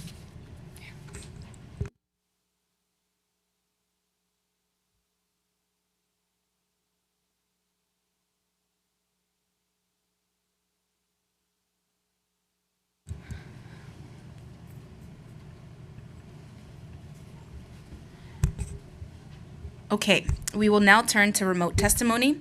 Once your name is called, a member of our staff will unmute you and the Sergeant at Arms will give you the go-ahead to begin. Please wait for the Sergeant to announce that you may begin before delivering your testimony. I will now call Karen Baez. You may begin. Good afternoon, Housing Chair Sanchez and members of the committee. My name is Karen. I am testifying on behalf of Northwest Bronx Community and Clergy Coalition, the 50-year-old member-led organization organizing for racial justice and economic democracy. As you might know, Northwest Bronx started around housing decades ago in response to redlining and disinvestment. Unfortunately, housing is still one of the most important issues facing Bronx residents that are facing displacement, poor housing conditions, and a lack of affordable housing. I have helped multiple Bronx sites apply through the Housing Connect system, and we always experience like difficulties navigating the system. We strongly support the package of reforms being considered today to improve Housing Connect and the affordable housing lottery system. Every day, our members experience profound frustration with the system that often feels inaccessible, confusing, and unresponsive, especially for low-income Black, Brown, immigrant, and older residents. Filing vacant rental units more quickly is a critical common sense step. It is unacceptable for units to sit empty while families desperately search for affordable homes. And streamlining re-rentals will move us closer to a system that serves people, not bureaucracy. We also applaud the proposals to require text and email notifications and provide in-person application assistance. Access to information is access to housing. Too many residents miss out on opportunities because they never receive updates or because they face technological barriers they cannot overcome alone. These bills move us toward a more just, transparent, and accessible system. We urge the council to pass these bills and continue to build Housing Connect system that truly connects our communities. Thank you. Your time's expired. Thank you so much. Thank you, Karen. I was wondering who was behind the Northwest Bronx logo. You've been up on the screen the entire hearing, by the way. Thank you, Karen. I'll now call on Robert Desir. You may begin. Hi, good afternoon. My name is Robert Desir. I'm speaking on behalf of the Legal Aid Society and speaking in strong support of Intro 1264, 1265, and 1266. First, I want to thank Councilmember Sanchez and the committee for taking time to address these issues with care and urgency. These bills reflect a deep understanding of the real barriers New Yorkers face, especially seniors and vulnerable residents that they face when they're trying to access truly affordable housing. And the testimony that we've heard has been a testament to those experiences. Intro 1264 makes the process more transparent and accountable by requiring that applicants be notified clearly and directly when a unit matching their preferences becomes available. It shifts responsibility off the individual and puts it where it belongs on the system. Intro 1265 improves transparency and usability by allowing applicants to receive updates by email or text and to designate a trusted representative. That's empowering. A simple standardized consent form would ensure applicants understand and approve who has access to their information, helping prevent misuse while still allowing trusted support. Intro 1266 will make a real difference by requiring HPD to provide weekly in-person housing help at local community centers. This is a critical step towards ensuring that older adults and others who are not digitally connected aren't left behind. As HPD designs this outreach program, it might be useful to prioritize high-need areas within each district and ensure accessibility by public transit. Together, these bills will create a more inclusive, user-friendly, and just housing application process. We urge their swift passage. And again, thank you, Councilmember Sanchez, for leading on this. Thank you so much, Robert. Appreciate your testimony. I'll now call on Alex Martinez. You may begin.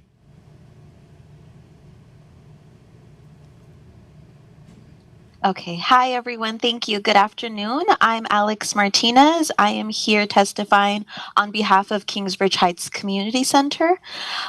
Kingsbridge Heights Community Center, KHCC, has been a housing ambassador since 2017.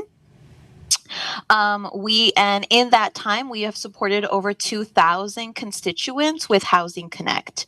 The reality is that the need for community members have for navigating the process and portal exceeds CBO's capacity, as little to no funding is provided by HPD.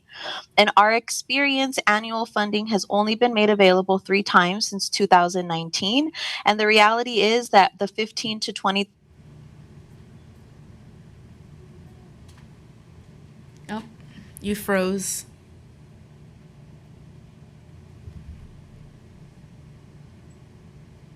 efforts made by HPD to clarify the housing lottery definition of affordable housing, many constituents are often frustrated by how high the income requirements are for the buildings, often requiring incomes over $100,000. Not meet a lot of the needs that we see in the Bronx. The portal has grown more and more glitchy, and the website is often down. It is a disservice to the clients who come to our weekly walk-in hours only to be turned away because the website is not working.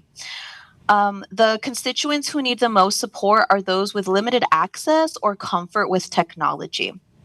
This is especially challenging and true for constituents to navigate when there is a limited digital literacy or language barriers. As housing ambassadors, KHCC is most qualified to speak on the legislation proposing the email text notifications and in-person application assistance.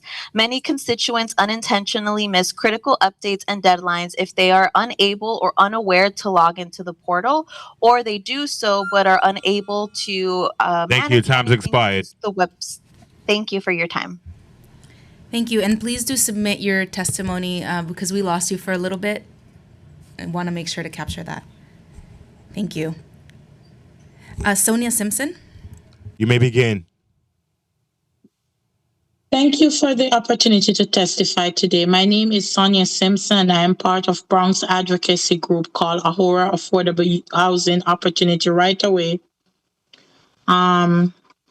I have been applying through Housing Connect since my children were young. I have been selected for a unit, but the time allowed was not able to put the document in a timely fashion due to the crunch time and the poor communication. I have a fixed and limited income. There are very few apartments on Housing Connect for which I am eligible. I need an affordable, clean, and healthy apartment. I find the Housing Connect portal difficult to use. I try to use my phone to update my application. I have worked with UNHP to get help. I receive constant emails from Housing Connect for apartments, and I cannot afford and I'm not eligible for. This is frustrating, and I can only only imagine how frustrating this must be for the elderly or non-English speakers. Going forward, I would like to be able to talk to a person when I am selected for a unit. Emails should be sent only to those who are eligible for the unit. We need more units for low-income families and individuals. There needs to be more help on Housing Connect in communities. Thanks for your time. Thanks for your time. Thank you so much, Sonia. Let's try to make those changes. Thank you. Next, I'd like to call on Bake Tiam. You may begin. Hello, everyone. My name is Baga Cham. I'm the Housing and Health Community Organizer at Center for Independence of the Disabled in New York. We advocate for people with disabilities in the 5 boroughs of New York City. And thank you for having this. A large number of our consumers use this housing lottery portal to find housing. We advocate for a fair and just proceeding of housing applications to combat discrimination that people with disabilities may encounter when their disabilities are being disclosed. This is discriminatory. That is why we strongly advocate for fairness in selecting applicants for apartments and homes without disqualifying people because they live with disabilities. Individuals with disabilities are entitled to reasonable accommodations and modifications so that they can fully enjoy their homes. Denying special services, refusing modification, and not accepting service dogs can be seen as ableist. At the same time, we support Intro 1207 in relation to allowing for time spent in apprenticeship to count toward the supervised practical experience time requirement for granting of high-pressure boiler operating engineer licenses. We also support Intro 1264 in relation to how affordable housing units, which subsequently became vacant, are rented through the housing portal. We also support Intro 1265 in relation to notification regarding application in New York City housing portal and designation of representative to receive notification. We also support Intro 1266 in relation to requiring the Department of Housing Preservation Thank you. Time and expired. Department to recreate an in-person housing portal assistance program. Thank you, Bake. I really appreciate your testimony. I'd now like to call on Kevin Wolf. You may begin. Great. Good afternoon, and thank you, Chair Sanchez. Can everyone hear me okay? Okay, great. Thank you. My name is Kevin Wolf, and I'm with the Center for New York City Neighborhoods, and I would like to thank you for holding this hearing on Housing Connect.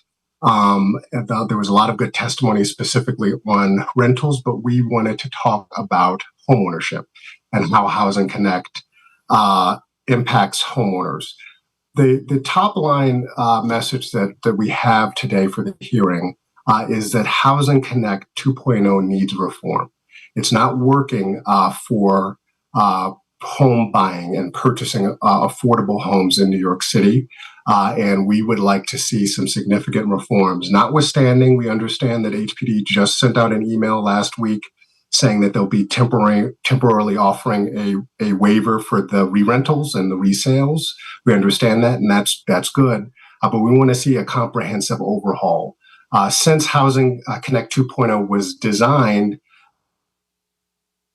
not homeownership.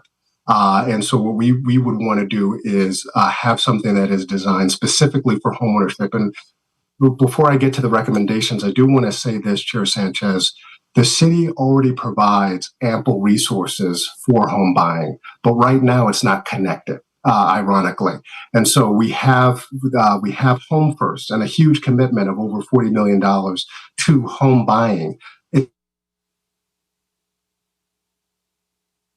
That the city council funds of nonprofits that provide first-time home buying counseling. They're not connected to Housing Connect. And we'd actually like to see training and funding would be one of our recommendations. We have affordable housing programs offered by this state through Housing Connect. And so what we would like Thank you. Time's expired. more synergy and more connection between those two items. And I have my written testimony so we can submit that as a follow-up. Thank you. Thank you so much, Kevin. I'd now like to call on Mireya Salas.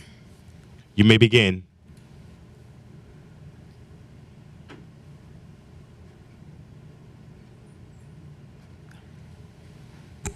Okay, hearing no one, I'd like to call Christopher Leon Johnson. Yeah. Hello. Sorry. Hello. My name is Christopher. Hello. Oh, they get you in person, but I don't. Hello. I'm inside the city council hearing for the housing. So for housing, and so I want to speak on. Speak on support of the Housing Connect, but at the same time, they need to make sure that these nonprofits are not involved with this stuff. These nonprofits are not involved with this type of projects. So I'm inside the Kevin Riley zoning hearings. I'm kind of busy. So, but thank you. I'm here to show my support. Okay, thank you so much. I'm here to show my support. Thank you. Thank you so much. If we have inadvertently missed anyone that has registered to testify today and has yet to be called, please use the Zoom raise hand function if you are testifying remotely, and you will be called in the order that your hand has been raised. If you are testifying in person, please come to the dais.